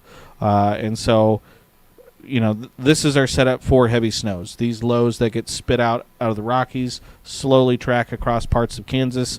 And again, this is the setup we need here where we are to see our heavy snows. And it's also the kind of setup that can produce a lot of moisture, because, again, there's ample Gulf moisture that's being pulled into this system. And so we could see some, when it's all said and done, snowfall totals will be what snowfall totals will be, but we could see some really high liquid amounts out of those snowfall totals. I mean, obviously we're talking about such a change from 48 hours ago, but the concern we had last Friday was, how can we possibly see, in a way, severe thunderstorms? There's just no moisture around. We had dew points in the 20s and 30s. I mean, that's still pretty close to, I think, what we have right now, but our temperatures are closer to our dew points. That's why we're getting a higher liquid equivalent, and that's what we're seeing out there today. I mean, I think Bill said we've seen half an inch, close to to 2/3 of an inch. I love the satellite radar when you put the little icons on it, and I think it shows a pretty good indication. Fall City sunshine right now, but you go to Lincoln, you get that snowfall rate. That's probably cloudy, but on the sat rate, it looks like, almost, for the most part, almost clear skies where that low pressure was, which is fascinating. Punch up the visible satellite and see if that actually, it might be true. Right. It might be true. So this is the current visible satellite imagery. Oh, if you play that out, I bet you could really tell the spin of the low pressure. Yeah, absolutely. So it actually, Fall City right in there. It might actually be sunny. So I lied. It might actually be sunny. I mean, there's still right 42 now. degrees, and everybody else pretty much is in the 20s and 30s, so no surprise there. But, yeah, long way to go with this system. But thunderstorms being reported in Tacoma as well as Omaha at the as of top of the hour. Mm-hmm. Again, technically, the Lincoln Airport's reporting cloudy skies. I would dispute that. Just looking outside our window. Oh, cloudy skies on. Oh, okay, yes. Okay, and it looks like now it just switched to fog. Is the current report. It's an automated sensor, so it is. You have to give it a little bit of grace. Right, nobody's just out there and saying, oh, that's foggy. And it looks like Grand Island has gone offline now, too. Oh, my gosh. That could be some power outage issues. I wonder, again, if that's why York has been offline. So that's Kearney, Hastings, and Grand Island that are all out right now, is it right? Correct. And then York and, is that Lexington? Lexington is on there. It is on there. Okay, they are on. A little tough to see with the white on the cloud, but it is.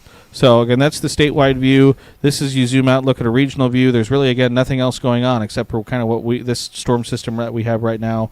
Again, we have thunderstorms. We actually had some severe thunderstorms in parts of Iowa this morning, but they're dealing with rain and snow across northwestern Iowa. We're dealing with the heavy snow across our area that's stretching down into parts of central Kansas as well. Again, if you zoom out even further, Carmelo, and you look at the national view, I mean, there's nothing else going on. It's all right here. All right here in the middle of the country. And that's a really good thing. It was such an active weekend last weekend. I mean, I know we got a little bit of severe weather on Friday, and I'm going to say a little bit because, I mean, the Deep South, a lot of the Midwest, I remember I showed the storm reports over the weekend, and it was over 1,000 just local storm reports, and almost 100 tornadoes. Multiple fatalities across parts of Arkansas and into the Gulf states. So I think it's a good thing that most of the nation is pretty quiet right now. Oh, I love the weather alerts. Let's see what we're talking about. Red flag warning still across a good chunk of the country, and that is so unfortunate. I know we saw wildfires in Oklahoma. I think the entire state of Oklahoma over the weekend was under red flag warnings. We've got a good chunk of wind alerts out there right now. Those stretch all the way down to almost the Gulf Coast, down into the Mississippi and Tennessee River valleys. But blizzard warnings anywhere from Kansas and Colorado up through Nebraska, Iowa, into, I believe, southern Minnesota and western Wisconsin. And then you got your warm sector on the southeast side of this. I think there's a slight risk of severe weather today into the Great Lakes. So you got temperatures that are warmer on one side of the system and a whole lot colder on the other side of the system. Oops, I hit the wrong one. That's tomorrow. This is today's severe weather outlook. Oh, it's enhanced Actually, now. Enhanced Wow. risk So we're in parts upgrading of the risk a little Illinois. bit. And again, you can see we have that general thunderstorm outlook that stretches across much of Nebraska. So again, that's the thunder snow potential that we were. And the funny thing is, this is a 7 a.m.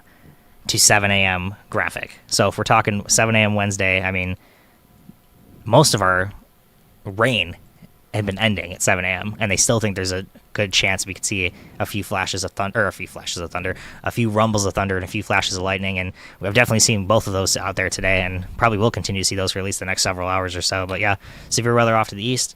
We're getting our own kind of intense weather today. Oh, let's take a look at the radar. So there have been some thunder snow near David City, up near Wahoo. Those are the most recent sort of lightning strikes. So that's where the thunder snow and some of that. There's a little one there just north of Geneva there not too long ago. But again, you just see that sharp cutoff. I was just about to say, can you go a little Greenwood, bit closer? Waverly into Lincoln, down towards Denton, down towards Crete. That's where we're seeing, again, snow and some heavy snow. Folks in Hallam, Roca, Hickman, Firth, Panama, Bennett, Palmyra, Syracuse, again, Nebraska City, Cortland, Pickerel, Fairbury, Beatrice, Wymore, Falls City, Pawnee City, Auburn. They haven't seen anything yet this morning, and they're probably thinking, what the heck? This is a bust. These meteorologists don't know what the heck they're talking about. All the old adages, I wish I could get paid that much to be wrong half the time. You're going to get the snow. It's coming. We have to It's wait. just slow. We It's have slow. to wait for this whole system to move from west to east across the area to go along with the band of heavy snow that we currently have across the area. So it's coming. Don't worry. It's coming. So I want to quickly go back. Again, let's go through Skyview. I'm going to skip the regional view. I'm going to go to the statewide view. And I mentioned Carmelo. I thought our Skyview doing a pretty good job real world. I think it's just maybe a little bit too far to the southeast with that cutoff. Yes, you needs can to tell, be right across right. Lincoln in Lancaster County. And it's still trying to capture that dry slot in southeastern Nebraska, closer to Falls City and maybe Nebraska City. But I mean, when we're talking about half of a county difference, even in the day, like the day of the event, I think we're not that good. We're to try and get it it's just it can't. But we were saying that it's not like we were saying, oh, all of southeast Nebraska is going to see 4 to 8, 6 to 10 inches. We thought there was going to be a cutoff. I'm kind of happy to see that Lincoln is not included so far in the cutoff for the most part, because like you said, there's going to be those that say, oh, we would have got it wrong. This is a complete bust. But I mean, Lincoln, you couldn't get closer to an edge of a system. I mean, we're talking about.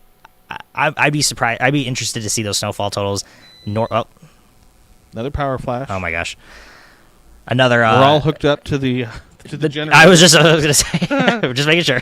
So we're good. But yeah, no, northwestern Lancaster County to southeastern Lancaster County. If we do get any sort of snowfall totals by the end of the day, I'd love to see those numbers, and I think they're going to be wildly different, even though we're going to see snow across the area for the most part. So again, if we go forward in time through the morning, this band of heavy snow is going to slowly, but it's going to continue to push to west to east. So by noon, again, those areas in southeastern Nebraska see the snow fill in just a little bit. In Lincoln, we'll be dealing with, again, potentially moderate to heavy snow, maybe some thunder snow, blizzard conditions that will continue. I think this is probably the peak around the noon. Oh, yeah, we still have at least 3, 4, maybe even 5 more hours of some good, decent, heavy snow, and I just want to keep looking outside. Maybe looks a little bit better. Yeah, it's a little bit better. And we're right on that edge, so aren't quite as heavy. And so I think noon hour, we're kind of at our peak. As we head into the afternoon, we're going to start to see things gradually get a little bit better. Snow's going to end from west to east by 5 o'clock. I think for the most part, wrapped up. Some lingering light snow possible out there. Certainly by 10 o'clock tonight, we're seeing mostly skies clear out. Winds are settling down by that point as well. So again, don't want to get ahead of myself, but I believe Craig and I will be in the Shield for the noon show today. I believe that is the plan. So we will have road conditions throughout the day, and I would be surprised if I believe we'll have them into this evening too. Don't want to get ahead of myself here. Just want to focus on the current and the now and precipitation chances. It is not often that you will see 100% I said chance. The same thing. But it's warranted today. I mean, it's happening, and you're going to see that gradual decline. But we're still talking about 90% through 2. And then really start to drop off. I mean, yeah, I think this looks pretty good right now. I think by 4 or 5 o'clock, that snow's tapering off. It might look like it's still snowing with the blowing snow around, but I mean, certainly as we get to around 6, 7 p.m., the snow will be coming to an end. And as the winds die down, the blowing snow concern will come to an end as well. So, it's one of those days where, I think the blizzard warning and the high wind warning really just not going to see much in terms of canceling early or extending them. I think we're nailing the times right now. Well, the blizzard warning goes through 10 o'clock tonight. But with the windy conditions, I mean, you could still see 35 mile per hour winds probably until 10. So that's true. Maybe drops off to a winter weather advisory, but I think it looks pretty good right now. What I want to do at this moment in time, I want to punch up the Beaver Crossing Skyview camera. Okay. And then I'm going to do this, and we're going to go back here. And we still have producer Ryan Swanigan on the line in the 1011 Weather Shield. And Ryan, I'm going to punch your audio back up here. And let's check in with Ryan Swanigan. Ryan, I got your audio punched up now. Tell me, where are you at? What are you seeing right now in Lincoln? Yeah, Bill, we literally drove around the entire west and north side of the airport. Whiteout conditions. It is not good out here at all. I've had to get out twice, just pull over, get out, and clear off the snow from the 1011 Weather Shield windshield because it just keeps on piling up. I'm going to start driving here. We're right now at Lincoln Fire and Rescue Station 14 after completing stop number 2 to get all the heavy wet snow off the windshield. We're now going to start driving down Fletcher, and eventually this should turn into Northwest First and then Superior. But definitely whiteout conditions. The heavy wet snow continues. Visibility, Carmelo was talking about that earlier, wanting to get that. Visibility, I would say, probably down to at least half a mile. It's very weird because it looks like the sun is shining from the north. Yet we continue to just get pelted by the snow from that direction. And it just continues to rapidly pile up here. Streets aren't that bad. It's a lot of slush. The snow obviously accumulating rather quickly up here in Northwest Lincoln on any areas that have slush where it's kind of just stayed on the road, grassy surfaces, side streets, neighborhoods, you name it. Anything that it can find, it's definitely attaching itself to. So trees as well. We had, of course, the thunderstorms that moved through. That combined with the high winds knocking out power up in the Havelock area for a while. And now that we've gotten the temperatures to drop and everything, now all that moisture and whatnot is starting to freeze up, and as a result the snow is now starting to attach itself to whatever it can, including those trees. So, but up here, as we're now on Superior, we're coming up on I-180, just still, again, one of those days to stay home if you haven't already. I think the commute is about over by now here for the capital city. Still just a few stray drivers here and there, but if you're at home and watching, you're not missing out on much because it is definitely not a day to be out and driving. Now, of course, I say that and here I am, but this is kind of my job, is to inform you guys of what the roads are like outside, what the conditions are like outside, et cetera, et cetera. So not great for sure, but just keep thinking about what we had on Monday, and eventually we'll get right back to it at some point. Ryan, I know, again, I haven't seen too many cars out and about with you on the roads. Have you driven by, maybe seen any accidents or anything like that? It looks like, again, most people have stayed off the roads this morning, but we've still seen, I guess there's been some reports of some accidents here and there, but I haven't seen too many, so that's good news. Yeah, thankfully there's nothing significant. I know I was listening to a crash on 148th and Fletcher that turned out to be nothing. Same thing with a small minor crash at 17th and L earlier this morning. That's been it. And again, that goes to show what the situation can be like when school isn't in session in these instances. And you take away school being in session in something like this, you're also very likely going to reduce the risk of having crashes around the capital city and around out in the county. And as a result, that's just what we have seen here this morning. Now, again, the roads aren't terrible like they were a couple weeks ago before girls' state basketball tournament that Tuesday for the evening commute, when it was, rain. We got soaked, drenched, whatever you want to call it, and then all of a sudden, boom, flash freeze, switch over to blizzard conditions, and the roads just became, almost like mini ponds with how frozen over they were, and the puddles forming up and all sorts of, you name it. It was just absolutely terrible. That is definitely not the case here with this one, because it's still very slushy out because of, an hour and a half worth of sleet, at least up here in Northwest Lincoln. Now, I haven't been able to get down to your neck of the woods, Bill, same as mine, Megan's. A lot of us live down in Southeast Lincoln.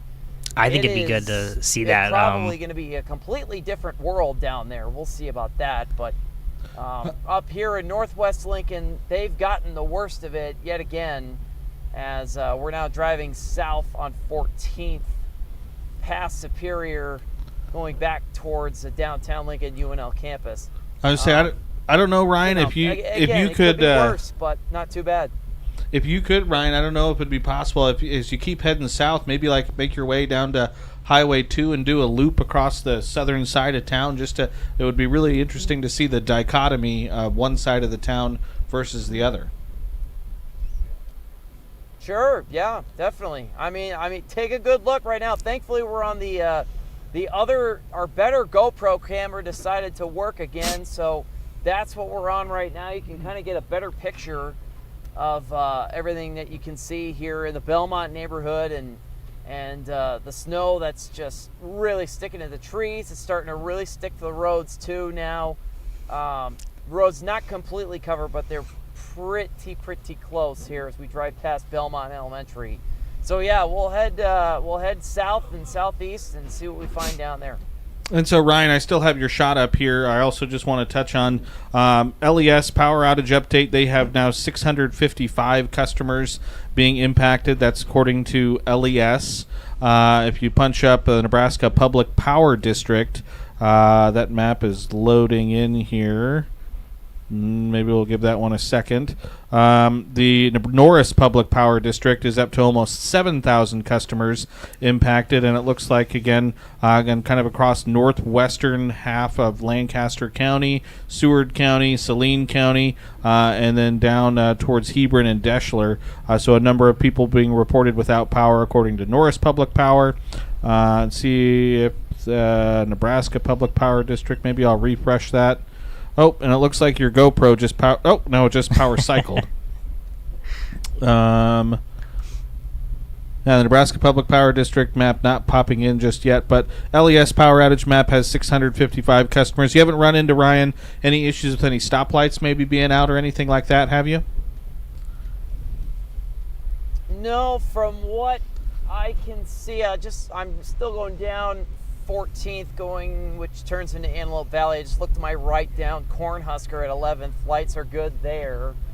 Obviously, the 14th and Adams intersection is still dealing with that instance where a crash during a previous winter storm, during a previous winter storm knocked out, a crash there, took out the stoplights at that intersection. So that is still a four-way stop there. We're coming up now on Antelope Valley and Military, and it looks like the stoplights are still working there, though I will say any drivers going south in Lincoln, around the county, keep in mind that the strong wind, the northwest winds with all of this snow, that is going to start filling up those stoplights that are pointed north. So you come to an intersection and all you see are, stoplights, but it looks like they're out.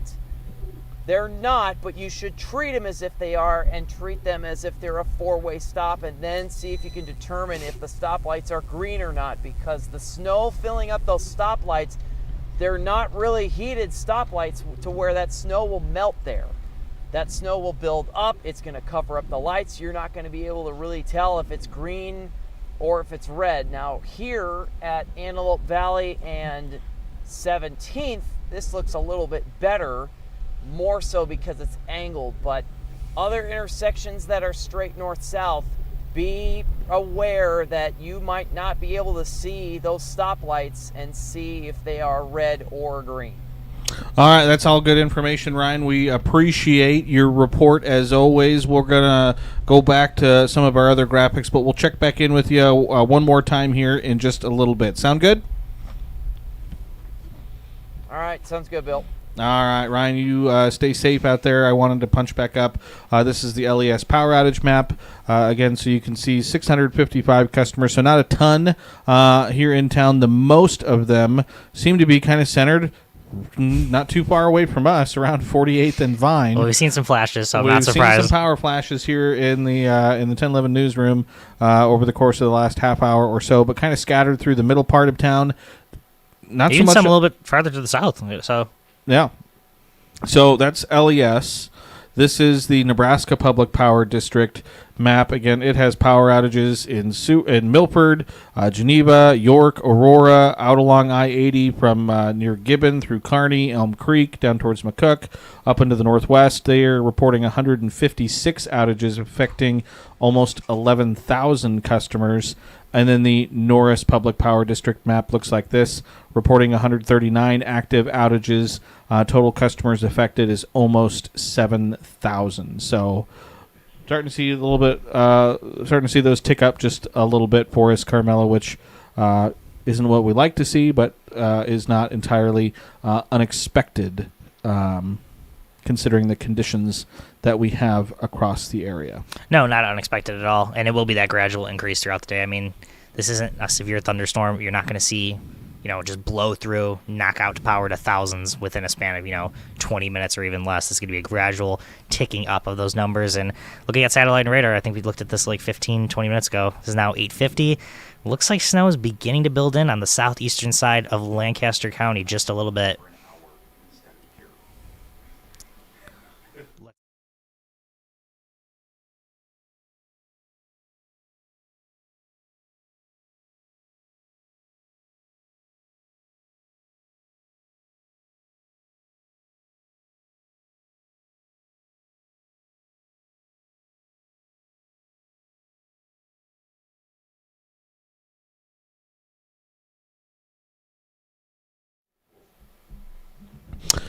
Okay, so just to really quickly give folks a little update. Obviously, right now we're streaming on 1011's live platforms, online on 1011now.com, on our app, on our streaming apps, so Apple TV, Fire TV, Roku. So starting at 9, my neighbors just over here, John and Taryn Vanderford, are gone. So Pure Nebraska has been recorded shows. So coming up at 9 o'clock on 1011, we would normally run an hour long, and in this case today, it wouldn't be live, but a recorded Pure Nebraska. But we're actually going to be taken live on the air. So I was actually thinking about maybe wrapping things up here at the top of the hour, but we're going to go for another hour through the 9 o'clock hour, and that's going to be live both online as well as over the air as well. Also, we're going to do a quick sidebar session in the middle of that because overnight there was some news that happened here in Lincoln. There were 2 people found dead, teen critically injured in an overnight shooting at a Lincoln apartment, and Lincoln police are going to have an update on that case at 9:30. So at 9:30 we'll briefly send it to that, and then we'll come back and we'll kind of go back to doing weather stuff. So it's kind of a 180-degree turn there from doing weather to doing that, but that's kind of the plan as we look ahead over the course of the next hour. So we'll check back in with Ryan again through that time as well, so just so I know he can still hear me, but just so he kind of knows that plan. We're going to keep going through the 9 o'clock hour, but we're going to be going on the air as well as online. So I think, Carmelo, probably what we should do is just kind of go. Let me punch up here, and we're going to go from the very top. Yeah, let's go. We're going to go from the very top. Absolutely. All I wanted to say real quick we'll talk about satellite and radar in a moment again, but no, we'll get back to it. Don't worry, Yeah. we're gonna go through it. You started to see that snow building in southeastern Lancaster County, and I think that we're finally starting to see that transition. It's going to slowly shift off to the east. But let's break it down once again. Weather alert day. Bill, I have to say I love this graphic. I was using a different one over the weekend. I really like this one a lot. I will admit I stole it from our friends up at WOWT in Omaha because they had a similar looking graphic, and I liked it, and so I like that it shows the day part forecast on the left hand side, and then you still have your headlines. But let's go through it. Blizzard conditions ongoing, going to continue throughout the afternoon, potentially into the evening hours as well, in place across western, central, and eastern Nebraska. High wind warnings. I mean, that is likely the biggest concern out there today. Winds gusting up to 60, 65. We've seen some isolated gusts up to 70 plus miles per hour, especially across central Nebraska, and I think those will gradually shift off to the east as well. So that's going to lead to those whiteout conditions, leading to difficult, if not nearly impossible travel out there today. So very treacherous. If you don't have to go out and about, if you don't have to go to work, if you can work from home, if you can just take the day off, it's one of those days where I'm just going to say, just take the day off. You don't want to be on the roads. You want to let the plows do their jobs today. You want to let emergency management handle the roads out there today. So make their job easier to make your life easier as we get into this evening and especially tomorrow. 100%. I agree with everything you said. So again, the blizzard warnings are currently in place, and it looks like we did actually have a change to this map. I'm going to move my blizzard warning, and we had a couple counties that were switched over from a blizzard warning to a winter weather advisory, which again, good. That means in those areas at least it's not going to be, it's not expected to be quite as bad, and that's going to be in the far northeastern parts of the state there. So again, that's Cedar, Antelope, and Pierce County. So that winter weather advisory does run through 7 p.m. So they're still expecting snow, maybe up 2-3 inches, and they're still expecting winds gusting up to 65 miles an hour.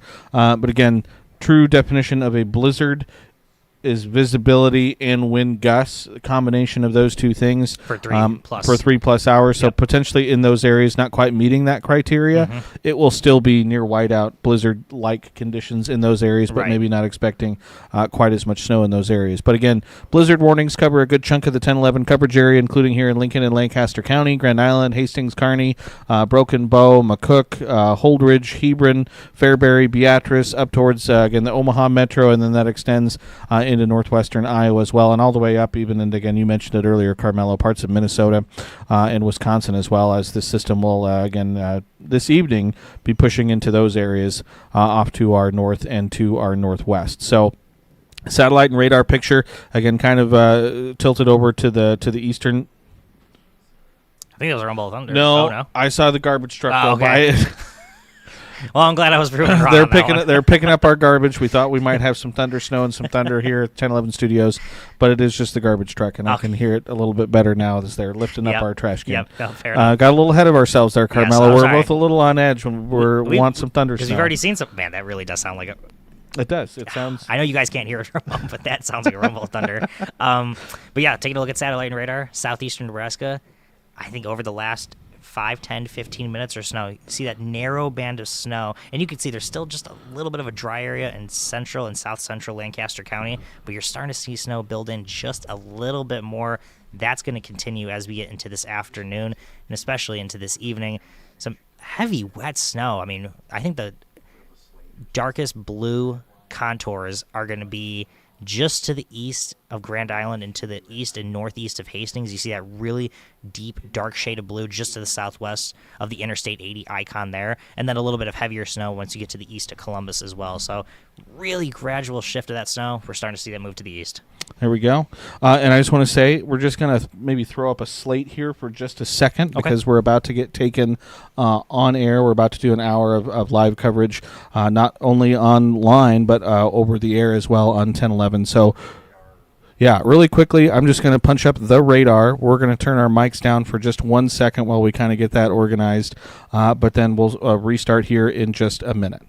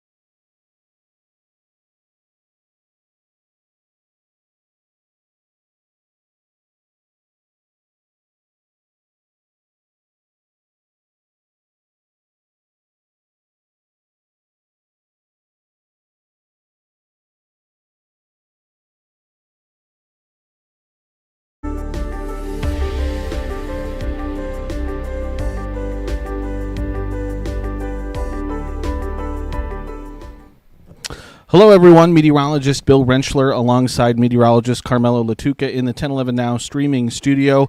Normally, during the 9 o'clock hour, John and Taryn would be giving you an hour of Pure Nebraska along with meteorologist Brad Anderson. John and Taryn are off this week, and so instead of giving you a recorded hour of Pure Nebraska, we're going to bring you live coverage of the blizzard conditions that we have across the state. So again, stay tuned for that over the course of the next hour.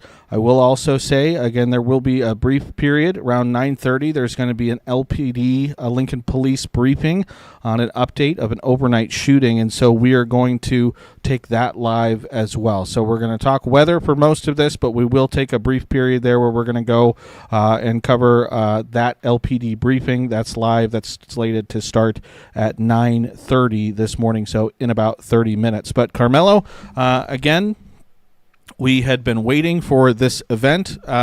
It was 85 degrees on Monday, and we were talking about how much snow we were going to get. Yesterday it wasn't quite as warm, but it was 70-some degrees here in town. It was almost a perfect day yesterday. And I think it was a perfect day this Monday. Was what was waiting for I know. us, and it was 24 to hard 40 to believe it. It is hard to believe. I mean, warmest St. Patrick's Day we've ever seen, high temperature 85 degrees. Second Monday in a row we've seen a daily high record, but Mother Nature reared its winter head right back at us as we got into early parts of this morning, and that's going to continue into this afternoon and into this evening as well. We've seen snow here in the capital city for the last, I would say, 3 hours-ish or so, maybe 2 hours-ish or so. Light to moderate and heavy in nature, really differences in one side of town to the other. We'll talk to Ryan Swanigan, who's out in the Weather Shield, in just a few moments or so, or just a few minutes or so, but we have seen really different snowfall rates in the northwest side of Lincoln compared to the southeast side of Lincoln, and we thought there was going to be a cutoff somewhere in southeastern Nebraska. Did we want it to be right on that fine line of here in the capital city? No. That's just the way the weather plays out sometimes. Saw a little bit of thunderstorm activity out there this morning as well, but that light to moderate snow maybe decreasing a little bit off to the west, but it is slowly, very slowly, moving off to the east as well. Yeah, we've had, it's one of those weird things where, the snow is not only kind of rotating around this low pressure system, so it's kind of got that northeast to southwest movement to it, but then the whole system itself is moving from west to east across parts of northern Kansas. So again, we kind of have two different movements there. The areas that have seen heavy snow so far this morning have been getting that rotating around of the snowfall, and now in areas in southeastern Nebraska, including across really the southern and eastern parts of Lancaster County, are going to start to see that snow fill in as this system moves from west to east. But roads are not great across the state. Interstate 80 closed, again, from Lincoln out towards all the way to Lexington, I believe, and there's a number of other road closures and highways that are currently closed across the state. If they're not closed, the Nebraska 511 road conditions has them as impassable. So again, roads for a lot of areas aren't great here in the capital city. Really, over the course of the last 30 to 45 minutes, we really start to see that snow begin to kind of stick and start to accumulate. They're very slushy right now. But for a live report on those road conditions, let's actually bring in producer Ryan Swanigan. He is currently in the Weather Shield. Ryan, we have your shot up now. And again, I just said roads, some spots in town, they're not great. But we've had you kind of actually move to the southern side of town where conditions really don't look too bad right now. Yeah, for those of you just joining us on the TV side who haven't seen anything that we've been doing for almost 2 hours now on the streaming side, Northwest Lincoln is getting the worst of this right now. And I am honestly, Bill and Carmelo, very surprised at what I'm seeing down here in Southeast Lincoln. The roads are just wet. There's no slush. I turned on to Nebraska Parkway from 27th, and there is, the farther southeast you get, the less slush there is, and now I'm starting to see barely any snow on the ground. I mean, you can see it's white, but there's still a mixture of brown grass, some green grass in the median here off to the left-hand side. You can see one of the LTU snowplows. I don't know how well you can see that off in the distance, but it is just night and day here in Southeast Lincoln now at 56 and Nebraska Parkway. And I say that because, again, a lot of where I've been throughout the Weather Shield hits this morning since before 5 o'clock, it's all been in the downtown area, Northwest Lincoln, the Highlands Air Park, you name it up that way. That's where I've been, and that's what I'm used to seeing. And now I come down here to where, you and I live, Bill, and it's just like, what in the world is this? Is the cutoff that the Weather Service was talking about. They weren't sure where this drastic cutoff would be, and here's the answer. Visibility is much better. The roads are, it's just wet. They're not even slick. It's just very surprising to see right now here down past Old Cheney and Nebraska Parkway.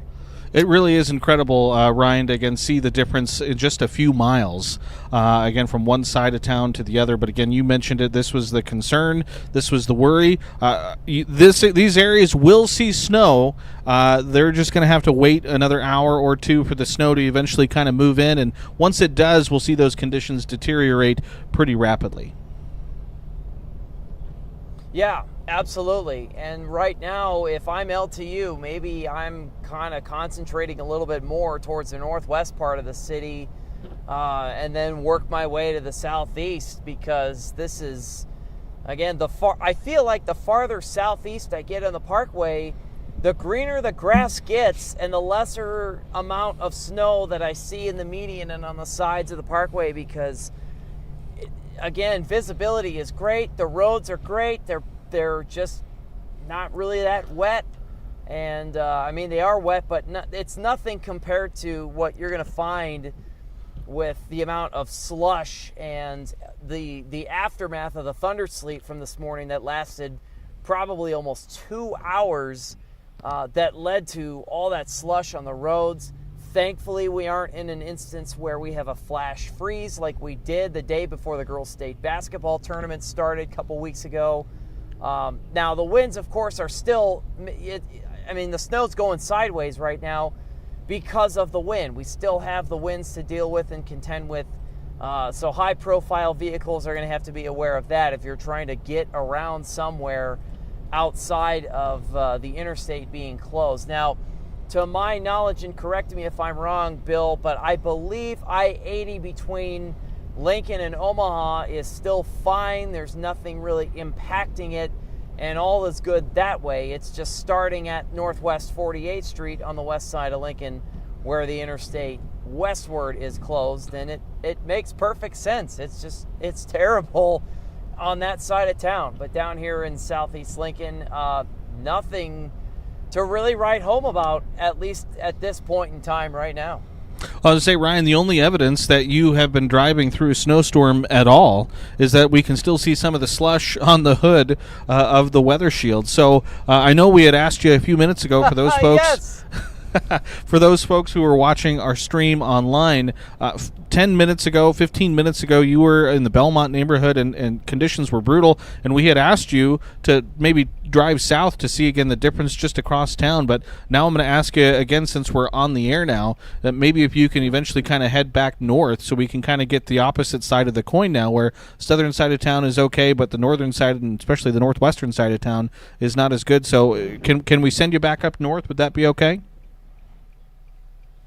I guess I'm not really looking forward to it, given what I'm seeing around me right now. But hey, you know what? It must be done. That's why I do it, and that's why you all at home can just stay home and watch me go ahead and show you what it's like. So yeah, we'll make our way back up to Northwest Lincoln and maybe hit up the Air Park area, because that's probably where the worst of it is.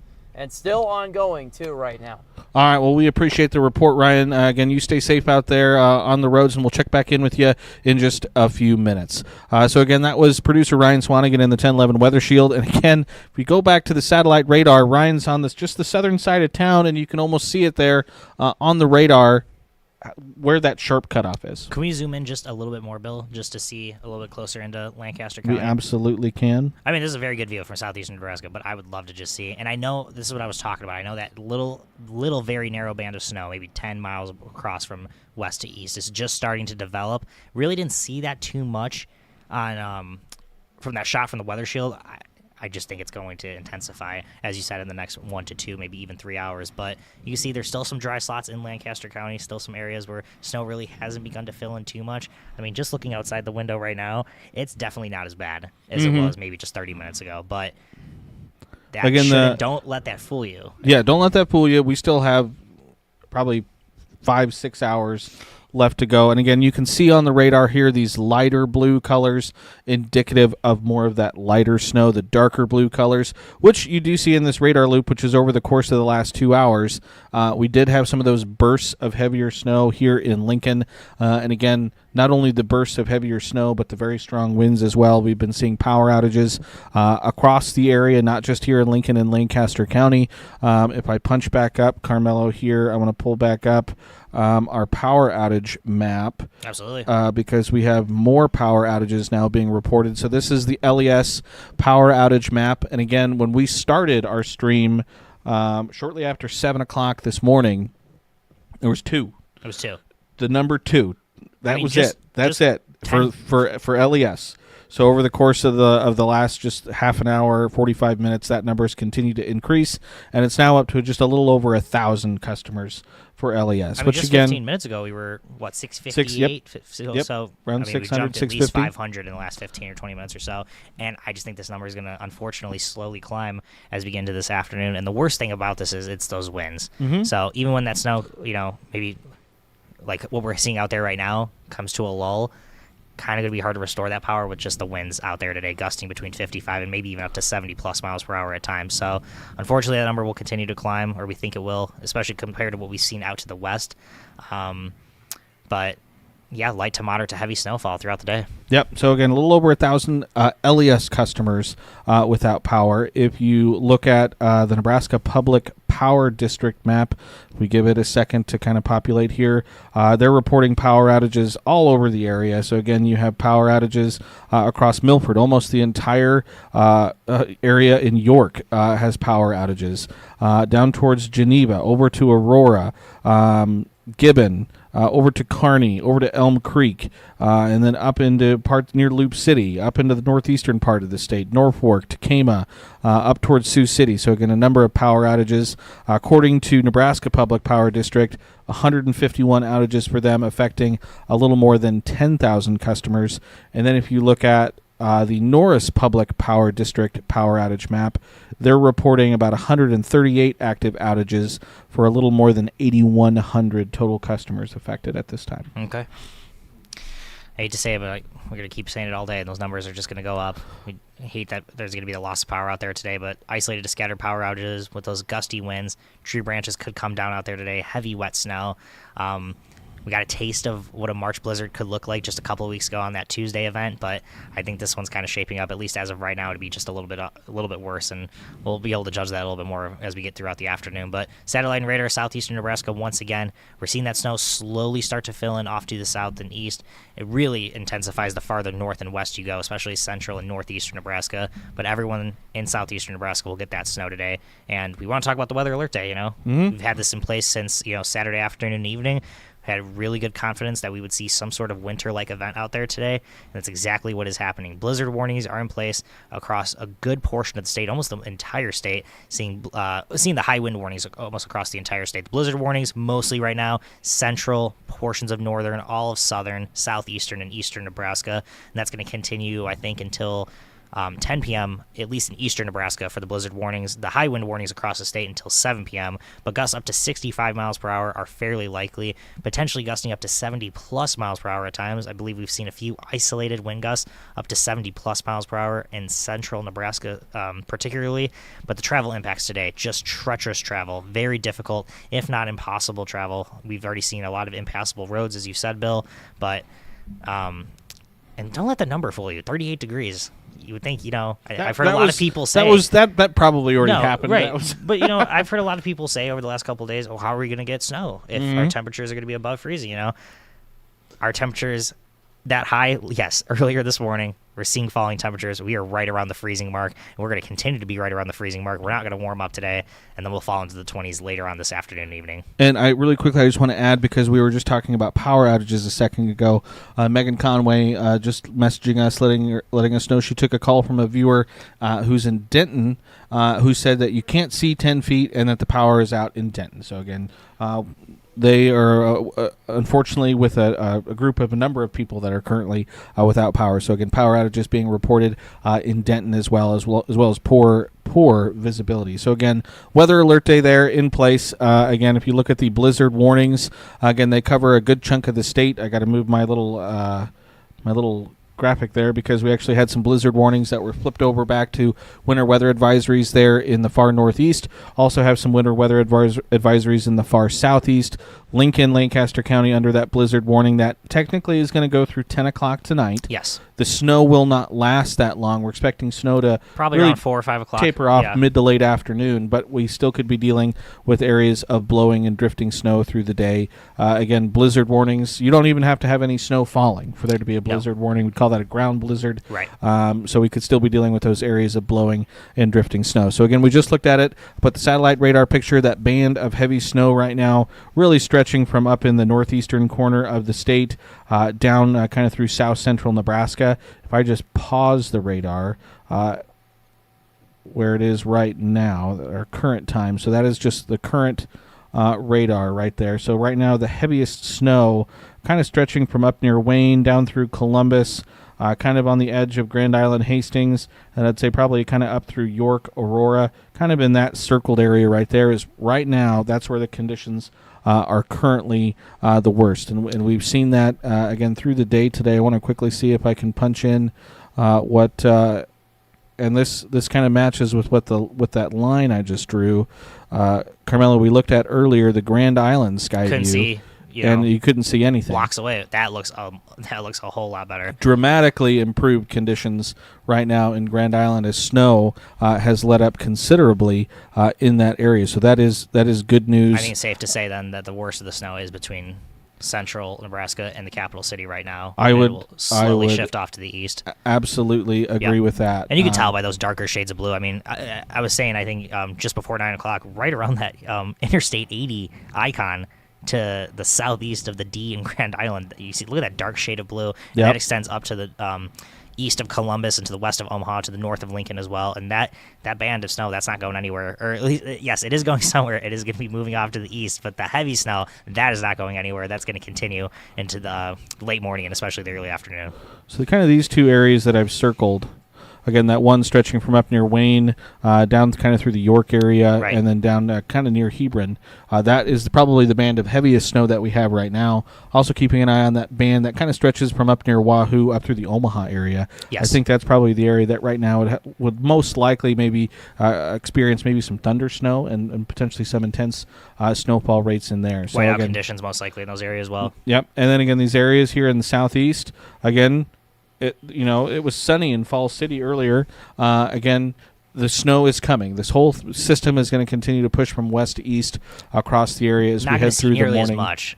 But not as much. Still see some snow after being in the 80s, so that's still significant. Yep, it will snow and it will still be very windy, and there will still be just difficult and dangerous travel conditions at times. So this is the Nebraska 511 map again. The interstate westbound from Lincoln out towards Lexington is currently closed. You're starting to see some other road closures kind of get mixed in there. If we kind of do a little zoom around the state here in the southeastern corner, again, roads are wet. But for the most part, again, we saw from Ryan Swanigan's live shot as he got into the southern part of town, are generally okay. Up into the northeast, again, as you get along the Nebraska-South Dakota border, things are generally okay. They aren't too bad as you head across kind of north-central into southwestern Nebraska. Again, in the far southwest, things get a little dicey. Again, the interstate at Lexington closed between Lexington and Lincoln. Again, out in the Panhandle, things are okay. And then again, you take a look at that statewide view, and you can see probably the worst of it.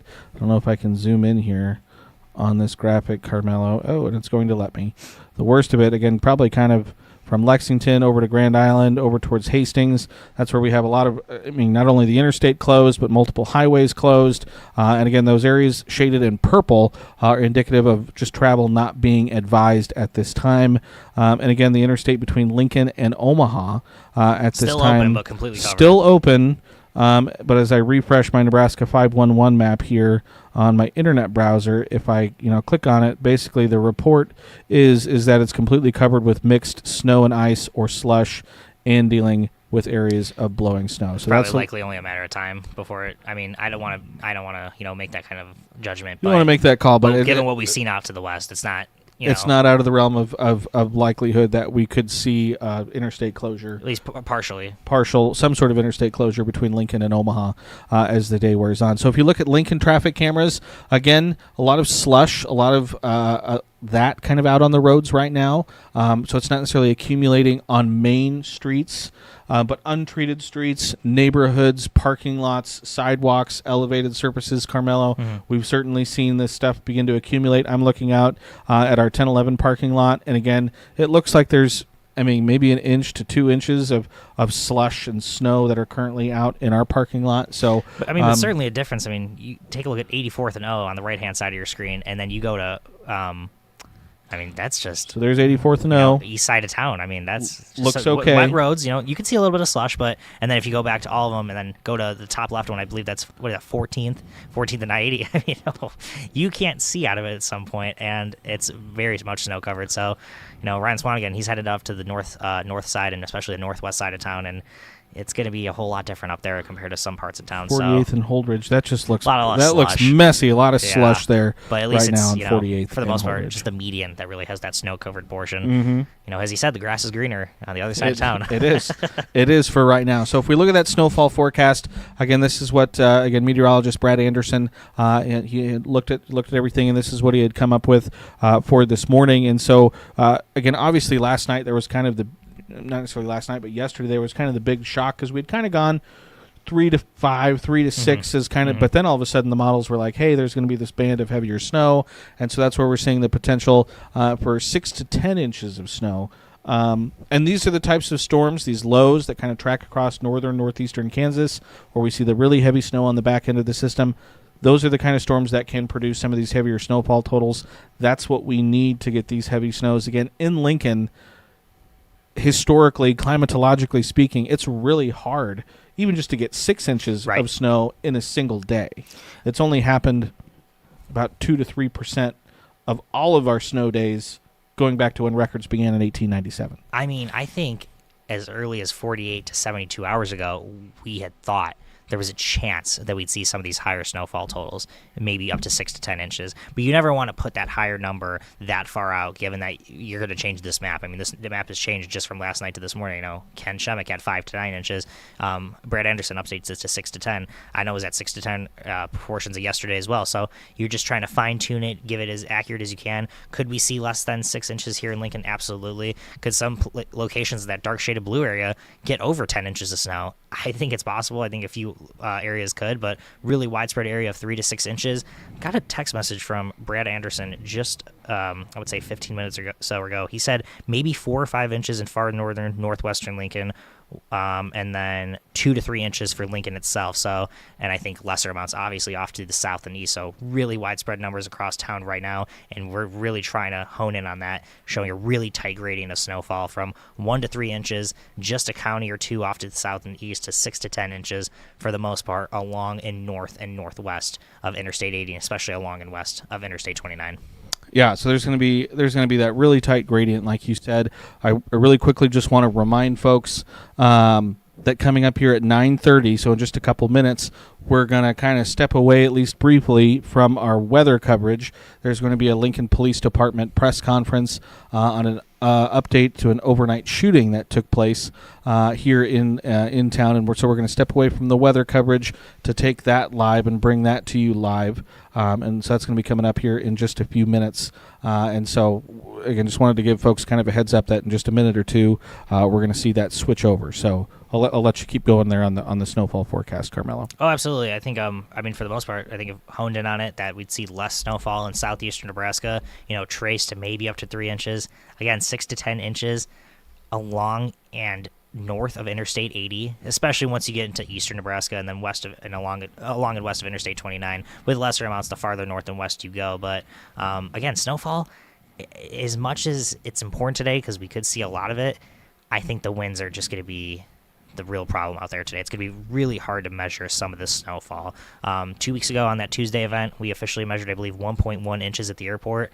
I'm sure with the blowing snow, if you put a ruler out on the ground, you probably saw 3, 4, maybe 5 inches of snow. So really difficult to measure out there today. I think the biggest thing to take away from this, the dark shaded areas, just going to have the messier travel times, messier days out there, a lot more just more difficult in terms of not the forecast, but more difficult in terms of the road conditions is what I'm trying to get at. And so we do have some additional snowfall reports to pass along.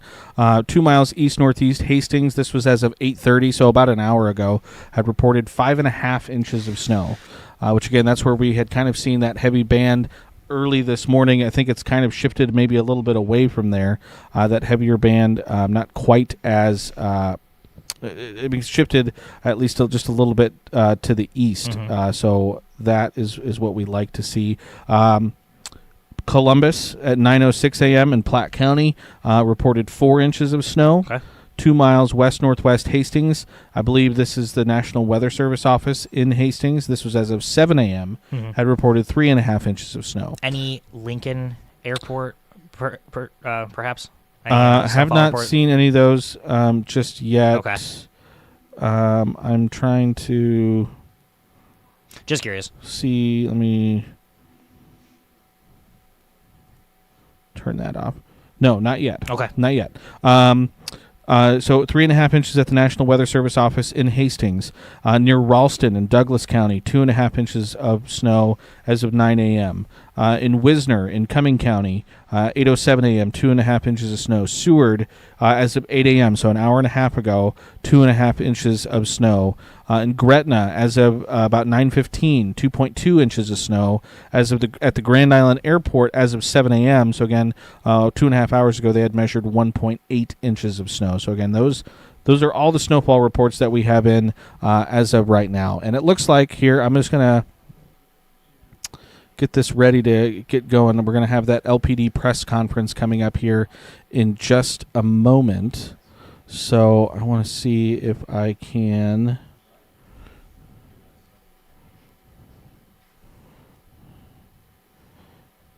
get this.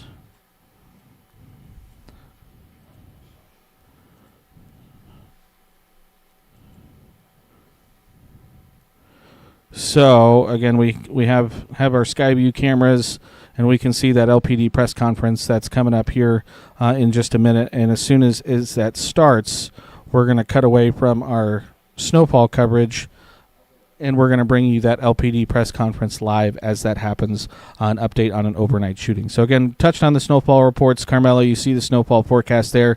The one other thing that we have is, again, the wind. And we have high wind warnings that cover most of the state.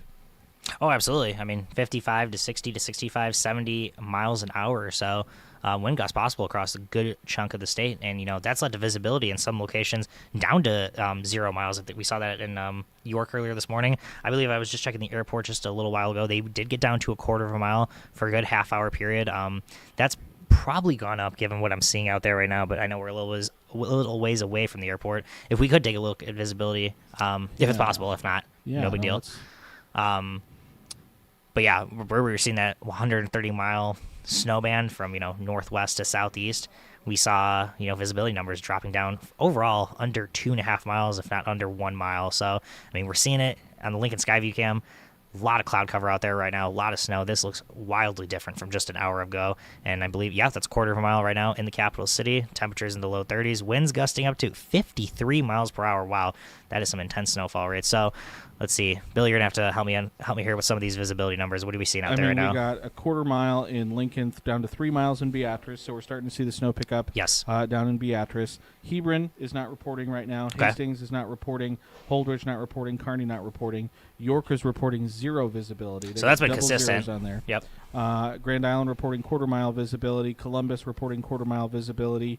half a mile in Tacoma, 3/4 of a mile at Epley, 3/4 of a mile in Wayne, down to 1.25 miles in Norfolk. So again, you can see those are the areas that are currently experiencing that heavy snow. So it's certainly gotten much worse since the last time we looked at this. I mean, there were very few numbers, I think, below 1. I think for the most part they were between 1 and 3 miles, and to be down to 1/4 of a mile for that multitude of locations over spreading across much of central and into northeastern Nebraska really shows just how difficult it is to travel out there today.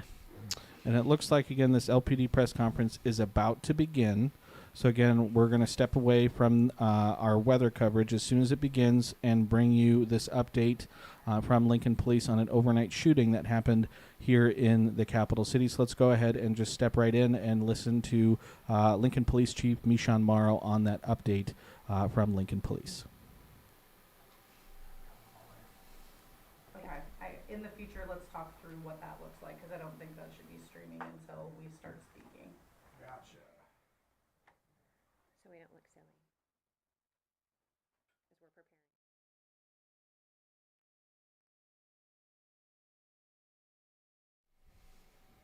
And maybe they're not starting just yet. Might have taken it there just a little bit early. So, again, we'll take that in just a second as soon as they start. But they're going to be starting any moment now. So as soon as they go, we'll take Chief Mishan Morrow live with that update. So, again, just touching again on those visibilities, Carmelo. Again, with the blizzard warning, it's, blizzard warning's definition is, sustained winds over a certain period of time and visibility below a certain criteria for a certain amount of time. And so that's what we're seeing right now. Oh, no doubt. I mean, if this doesn't warrant a blizzard warning, I'm not really sure what does. The 1/4 mile visibility here in Lincoln and across much of central and northeastern Nebraska. And it looks like maybe now they're starting that press conference. Let's take that live now. The end of her remarks and keep all questions related to the specific incident, and we'll continue with regular briefing at the conclusion of this news conference. Chief. Thank you. Good morning. Thank you for being here this morning. Recognize that the weather was a little unfortunate for everyone to be in early this morning. So again, appreciate the time taken this morning. First, as we get started, it is not lost on me that this is the second time in recent days that we are here to discuss a very significant incident in our city. It's tragic, and again, just want to continue to express our condolences to the loved ones of those who were killed in this tragedy. It is senseless and unnecessary, and any tragedy like this in our community affects everybody that lives here, all of those who call Lincoln home. This morning, Lincoln Police are investigating a fatal domestic violence incident. At this very early stage of the investigation, we believe it is a murder-suicide. It occurred just after midnight at an apartment complex in the area of 22nd and G Street in southwest Lincoln. Officers responded around 12:10 this morning to the reports of gunshot. Our caller is a 13-year-old boy who resides within that apartment who reported that he and his mother had both been shot. When they arrived, officers found a 44-year-old Lincoln man deceased in a second-floor bedroom of the apartment with what appeared, at this point in the investigation, to be a self-inflicted gunshot wound. A 40-year-old Lincoln woman was also found with an apparent gunshot wound. Lincoln Fire and Rescue, our partners in public safety in Lincoln, responded. They did take her to a local hospital where she died from her injuries. Paramedics took the 13-year-old boy, who was our 911 caller, to the hospital in critical condition, again with an apparent gunshot wound. He was immediately taken into surgery, and we are incredibly grateful this morning to be able to share that he is expected to survive these traumatic injuries. Again, right now, we believe that the man shot the woman and the boy before taking his own life. A gun and multiple casings were found in the apartment unit. We are not going to be releasing the names of those involved this morning. Again, that is to give time to the family to be able to grieve and to notify other loved ones and their family. At this time, it really remains unclear to us whether this couple was married, but honestly, the official status of their relationship is not the primary focus of this investigation. This morning, the priority for us is really to understand what happened and why it happened. Officers did also find 2 other siblings inside of this residence, a 15-year-old girl and an 8-year-old boy.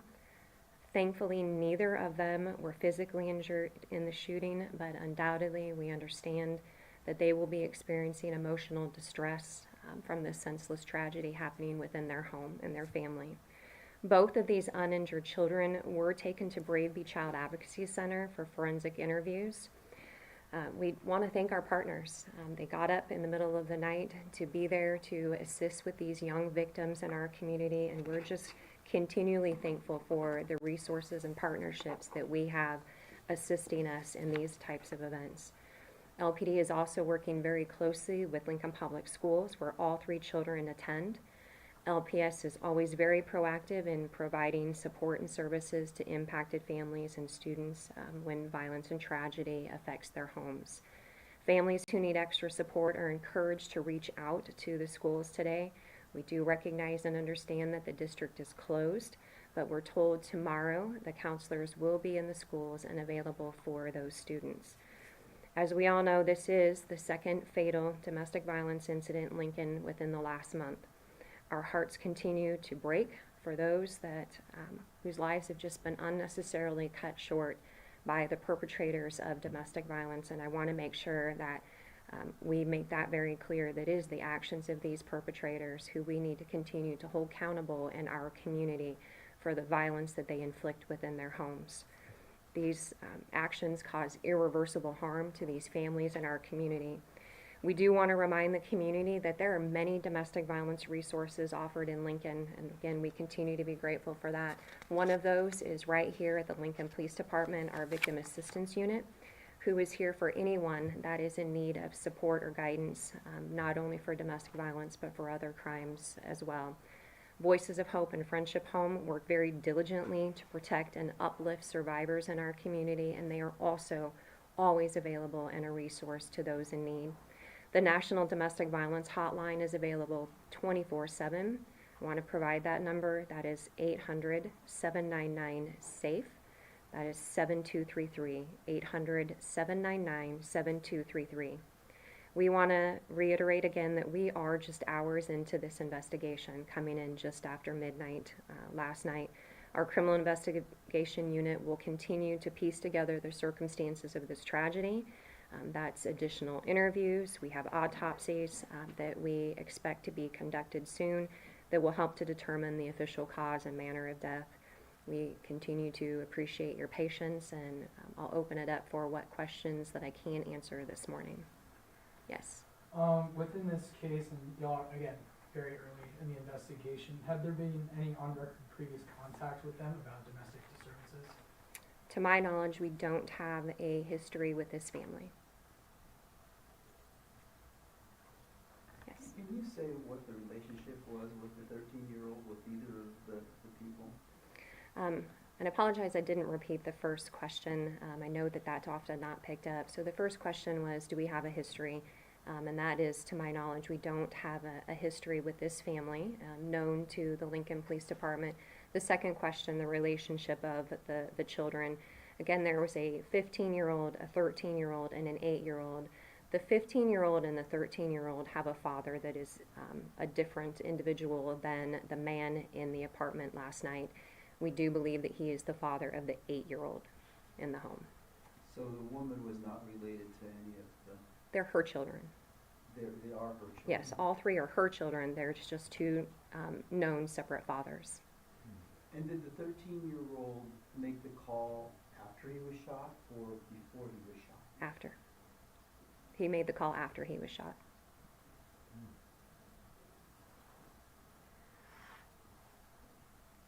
Any other questions? Yes, sir.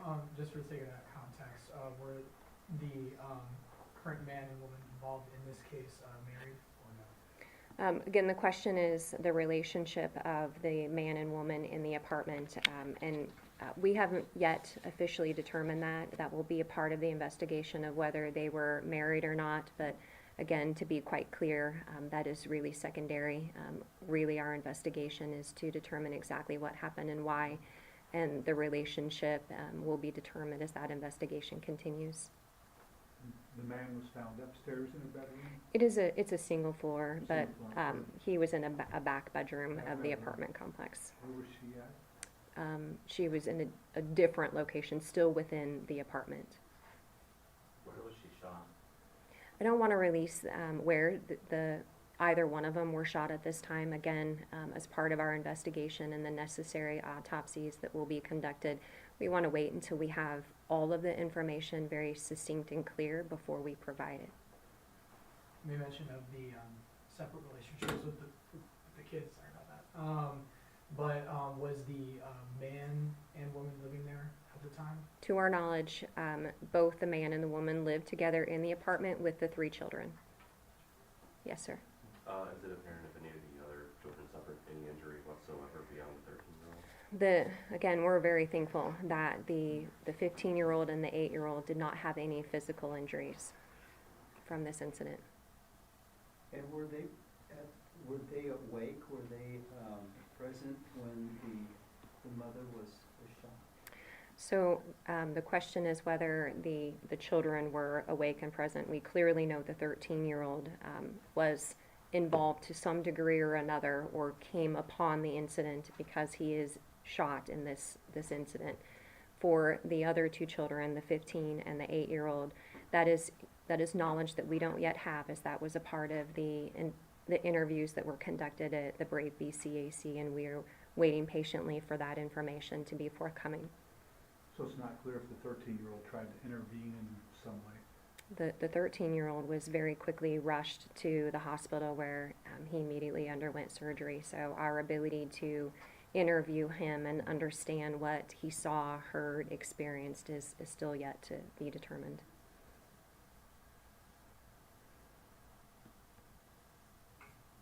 Any other questions? Okay. Again, thank you. I appreciate you traveling here. Know that the roads are not great, so when you leave, please be safe. Thank you. All right, thanks for, again, jumping back in with us. Again, that was LPD Chief Michon Morrow giving us an update on an overnight shooting that happened here in the capital city. We're going to transition back again to our weather and our ongoing blizzard coverage here on 1011. Right now, we are streaming both live on 1011's streaming platforms, on our website, on our news app, on our streaming apps, on your Roku, your Fire TV, your Apple TV. We're also currently live on the air on 1011. And just to kind of give folks a little heads up, again, we're going to continue this through about 10 o'clock. Again, normally you'd be watching Pure Nebraska, but again, John and Taryn are off this week, and so it was a recorded show. So instead of giving you that, we thought we'd bring you, again, some live coverage of the weather. And Carmela, you just stepped outside to do a quick snow measurement. How were things just out in the 1011 parking lot, and what did you measure out there? About 2.5 to 3 inches here at 1011 Studios. Could have been higher in, honestly, some locations, but yeah, about 2.5 to 3 inches of snow. So we definitely have seen some accumulation. There's no doubt about that, at least in the central part of town. Probably more so off to the north and west, and less off to the south and east. But some, minor to moderate accumulation after just seeing a few days ago high temperatures in the 80s. Yeah, hard to believe yesterday that today was coming, but it's been a little bit of a slap in the face from Mother Nature. You know, today is the last full day of astronomical winter, and it definitely it feels like it out there. So we had talked earlier, Carmelo, with producer Ryan Swanigan. He was on the south side of town where there was really, it was wet. The streets were wet, but there wasn't really anything all that significant happening. Ryan has had a chance to make his way back to the north side of town, and we have his picture up here now. Ryan, it looks like I have your. Oh, there it is. Ryan, it looks like again you're in a whole different world, and you're just a couple miles on the north side of town now. Tell us where you are and what you're seeing. Yeah, Bill, we are currently, I'm in the Highlands neighborhood. Once again, I had to stop, pull over, and clear off all the slush that just continues to build up on the front side of the windshield. So now we're coming back out to Northwest 13th, and I have no idea what street that is because the sign is completely covered up by snow, and now we're getting sideways because the roads up here, as you can see by what just happened right there are not great at all. It is rough. And by the way, I have this thing in four-wheel drive too, and it is just absolutely terrible up here in the Highlands. And this is, again, this is on the east side of the airport. So we're at Northwest 13th. This is going to be coming up to the Fletcher roundabout, and I'll take you west down Fletcher past Kawasaki, and it is just terrible. The road's about completely covered. You've also got all the slush from the sleet this morning. Oh, there we go. Roundabout's not great with the conditions here. You have the sleet that fell for about almost 2 hours this morning, the thunder sleet, and now you're throwing all this snow on top of it, and you kind of are getting something similar to what we had almost a little over 2 weeks ago with the girls the day before the girls' state basketball tournament, except this stuff is not exactly doing a flash freeze like it did 2 weeks ago. This is, you know, there's a little bit more moisture. The temperatures haven't dropped as drastically.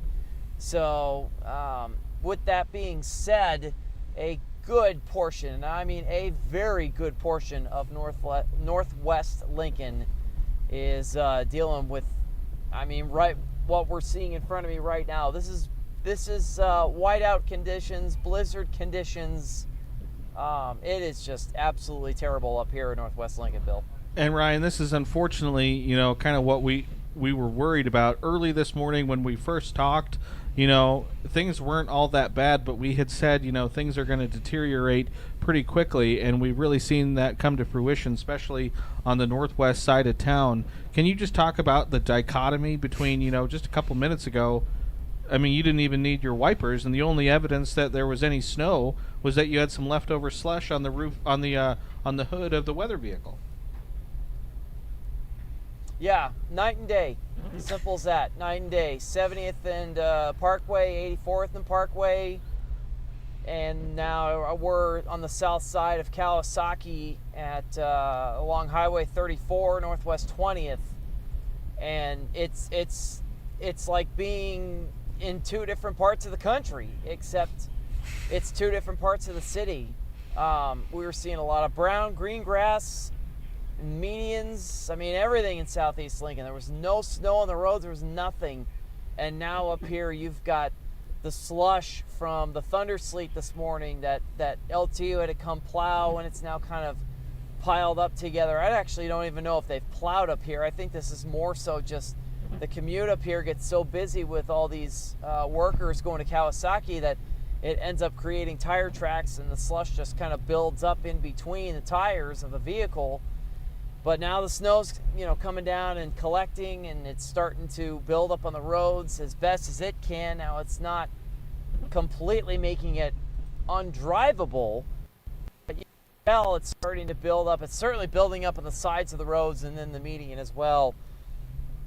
With the heavy wet snow falling, it's just not great conditions out here at all. Again, with what fell up here earlier this morning, and you know, you pile on that transition that we saw. We watched it unfold in the Super Saver parking lot at Highway 34 in Fallbrook. Just watch that transition from the rain to the sleet and probably some embedded hail, and that was good for at least 90 minutes, if not longer. And then finally it transitioned to snow, and now we've got the heavy wet snow going on. I am not even going to try and get onto Highway 34. That's just asking for trouble. I would say Highway 34 yeah, is closed it's westbound there, incredible. Ryan. So you want to be careful. Looks like between County Road 476 and I Malcolm did not Spur. know that. All right. Yeah. So yeah, Ryan, we appreciate the report. Okay. We'll that let you. explains it.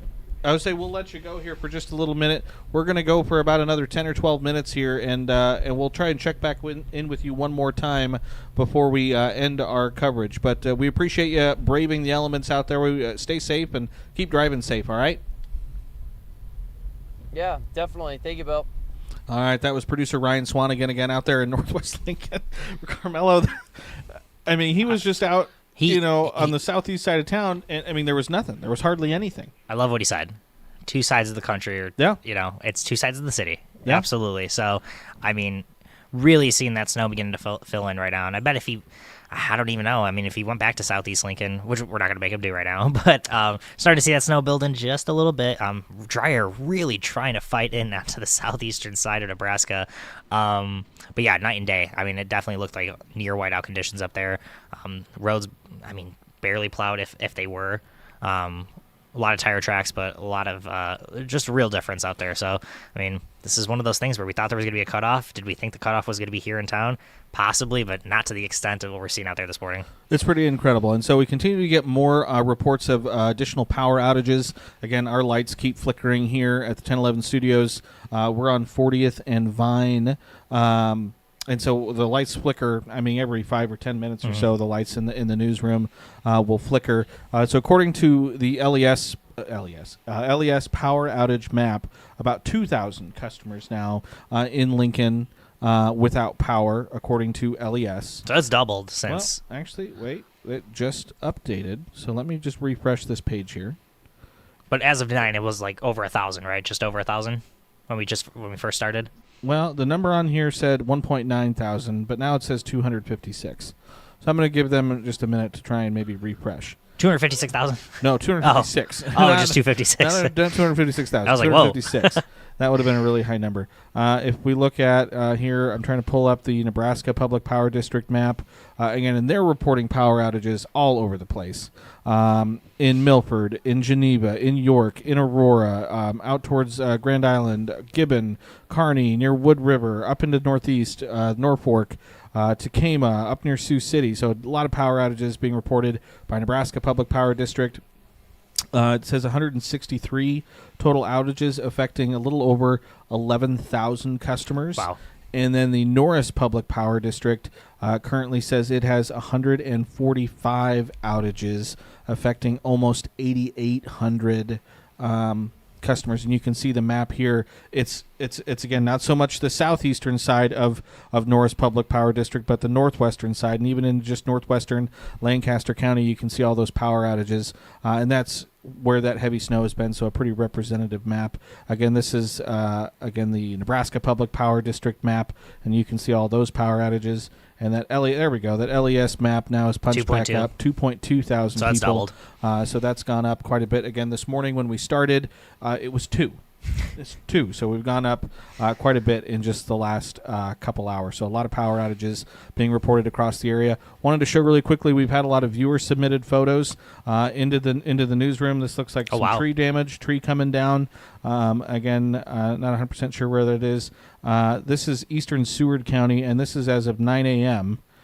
So again, you can see already some decent accumulations there on the rail there, but you can see the whiteout conditions, the trees that are just coated white as they're pelted with this wet snow from these strong winds. So that's pretty incredible. I wanted to show this one. This is Aurora, and they have power outages in Aurora, but again, you can see just whiteout conditions there in Aurora. Meteorologist David Stoltz, he's our meteorologist for our sister station KSNB, which currently is without power right now. They're trying to figure out their midday newscast. But this is video he took on the interstate as he drove in from Omaha early this morning. And so, again, you can see some poor visibility, but the roads, not great. I mean, that was a video he recorded and sent in like an hour ago, though, so I would imagine those conditions have deteriorated some. So, again, a lot of viewers submitted stuff being sent in to us, and we certainly appreciate that. And we would continue to take it just so long as you can make sure that you can do it safely. So I just really want to quickly look over here and check really quick. Our off time for Pure Nebraska here is going to be in just a couple minutes, about 9:59:56, and it is almost 9:54. So we have about 4 minutes left before our on-air coverage on 1011 will come to an end, and that's also when we'll end for at least a time our streaming coverage as well. We'll take a little bit of a break, but I really quickly kind of want to just get through everything in my hit here, Carmelo. So yeah, absolutely. Traffic cameras in Lincoln, again, you can see there's a lot of slush on the roads, but it's not necessarily accumulating a ton on the main streets. That's a good thing. But we did just see, again, producer Ryan Swanigan's report there in the northwestern side of town where it looked like it was pretty tough sledding there. I think we're still in for another 3 to 4, maybe 5 hours of, this light to moderate and heavy snow at times. That band of snow that we're seeing between Grand Island and Lincoln is slowly moving its way off to the east. So I think we still have some, we have some decent time left to get some more accumulating snow. So I also I wanted to mention, I wanted to show some of the traffic cameras along the interstate, along I-80 between Lincoln and Grand Island. And we had managed to pull up the one near Goner, and all the cameras are down because of power outages. I can pull up basically no NDOT traffic cameras along the interstate because I'm guessing because they're having power outage issues, and so that's just.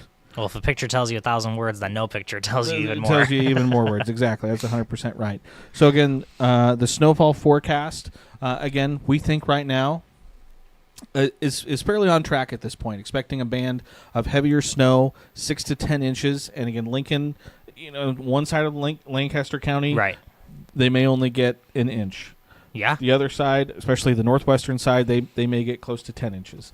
We joke sometimes the snowfall forecast is 1 to 10 inches. Usually we want to range, 1 to 3, 2 to 4, whatever it is. Sometimes but the range this is 1 is the to reality 10. of it. This is what we're seeing out there and right that now. is going to be the reality of it today, especially across Lancaster County and some other areas there in southeastern Nebraska. But right now, feeling pretty good about this snowfall forecast. Absolutely. I think 3 to 6 on the southeastern side of town for sure, and if not even less than that. But high wind warnings across the state right now.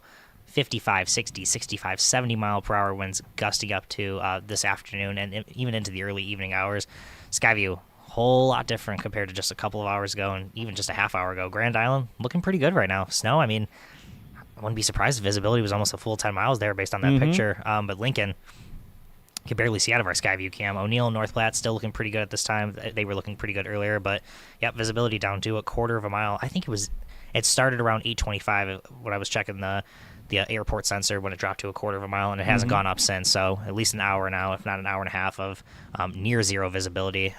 Winds gusting up to 53 miles per hour. Temperatures right around freezing, both at the studio and at the airport. So visibility across the area, again, obviously is the poorest where we're seeing that really heavy snow. The good news is the Grand Island and the Hastings sensors did come back on there. So, again, Grand Island at the airport, it says it's a quarter of a mile. Obviously, our Skycam there, we just showed at Grand Island, it looked a little bit better than that. But down to zero in York, it's a quarter zero mile. for a while in Columbus, York now. It has been zero for a while. That is unfortunate. We have a Skyview camera there in York. We'd love to be able to show it to you, but unfortunately, it is down. Temperatures across the Lincoln Metro on the Tempest weather stations, basically all right at either 32 or 33 degrees. Temperatures across the state, anywhere from the mid-20s to the mid-30s. Falls City is the warm spot there, still at 42 degrees. Winds are sustained at about 30 to 40 miles an hour for a lot of locations, and straight out of the northwest. And again, winds gusting. Right now, the top-end wind gusts are about to 50 to 55 miles an hour, but we've seen gusts as high as 65 to 70 miles an hour, and that's going to continue through this morning into this afternoon. Feels like temperatures, single digits, teens and 20s across the area.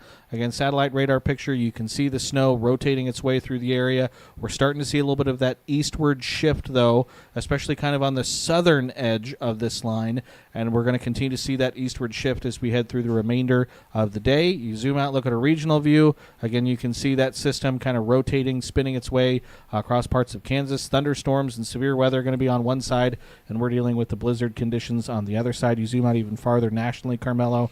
Again, we're the only game in town right now. So out of all the whole United States, the heartland is active. It was very active. Wind alerts, red flag alerts, obviously the blizzard warnings mixed in there as well. So there's a lot going on for us. If we take a look, I'm going to skip the regional Skycast, and I'm going to go to the statewide Skycast.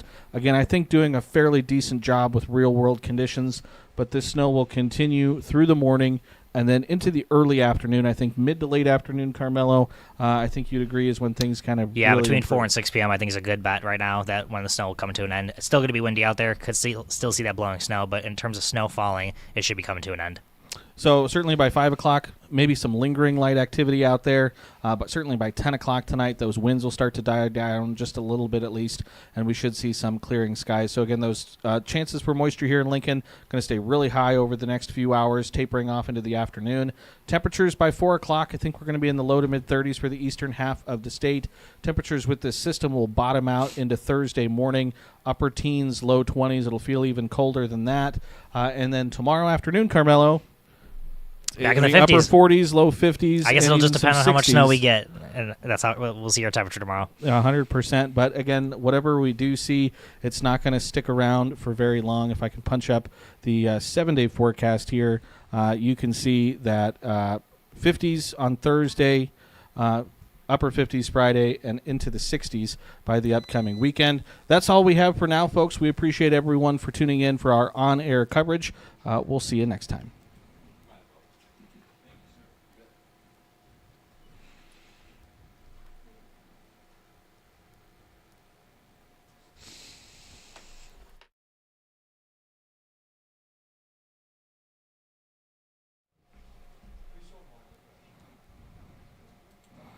Okay, thanks everyone. We just had to get off the air there, so that was just kind of our ending on the air.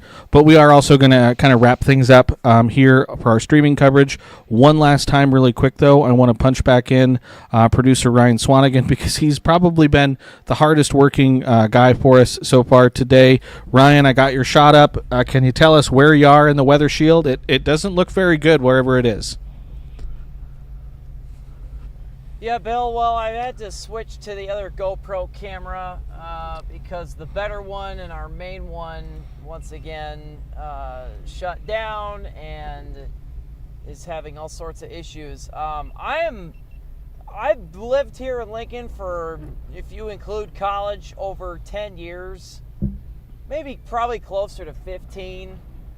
I'm not exactly certain where I'm driving right now. I can tell you I'm on the east side of the airport. I feel like I want to say I'm on North Park Road. We just had a real fun time south of Highway 34 and Northwest 31st.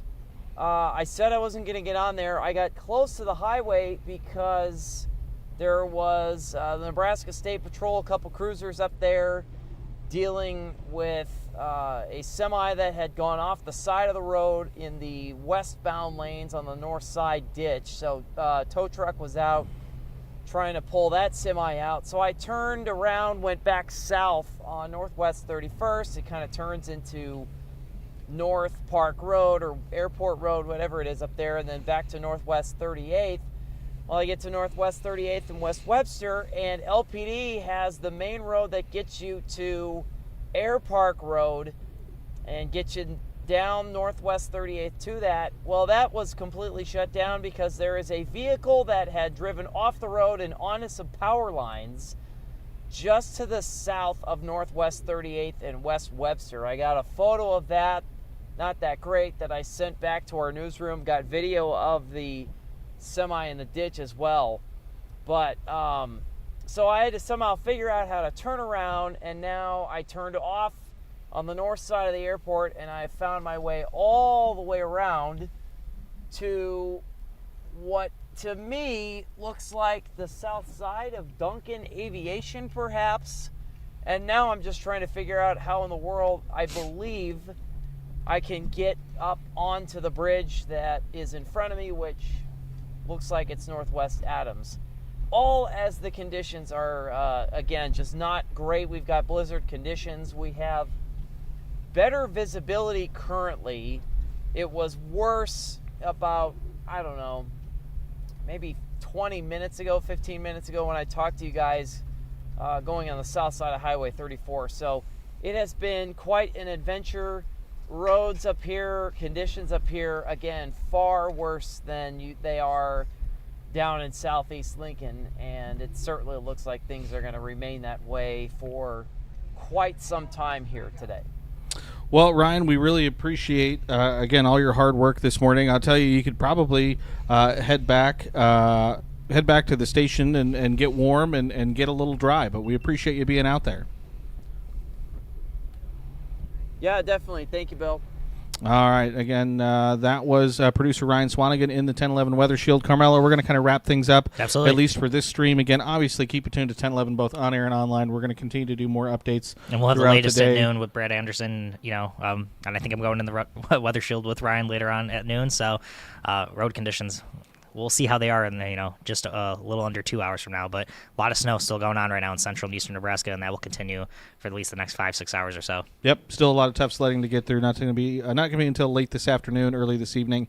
That the snow will finally come to an end across the area. So I appreciate everyone for tuning in and for watching again. Coverage of blizzard conditions again on 1011's live streaming platforms as well as on the air there for about an hour. So I appreciate everyone for tuning in. Again, keep it tuned to 1011 both on air and online for additional coverage through the rest of the day today. Hope everyone again stays inside, stays warm, and stays safe. But thanks everyone for watching. We'll see you next time.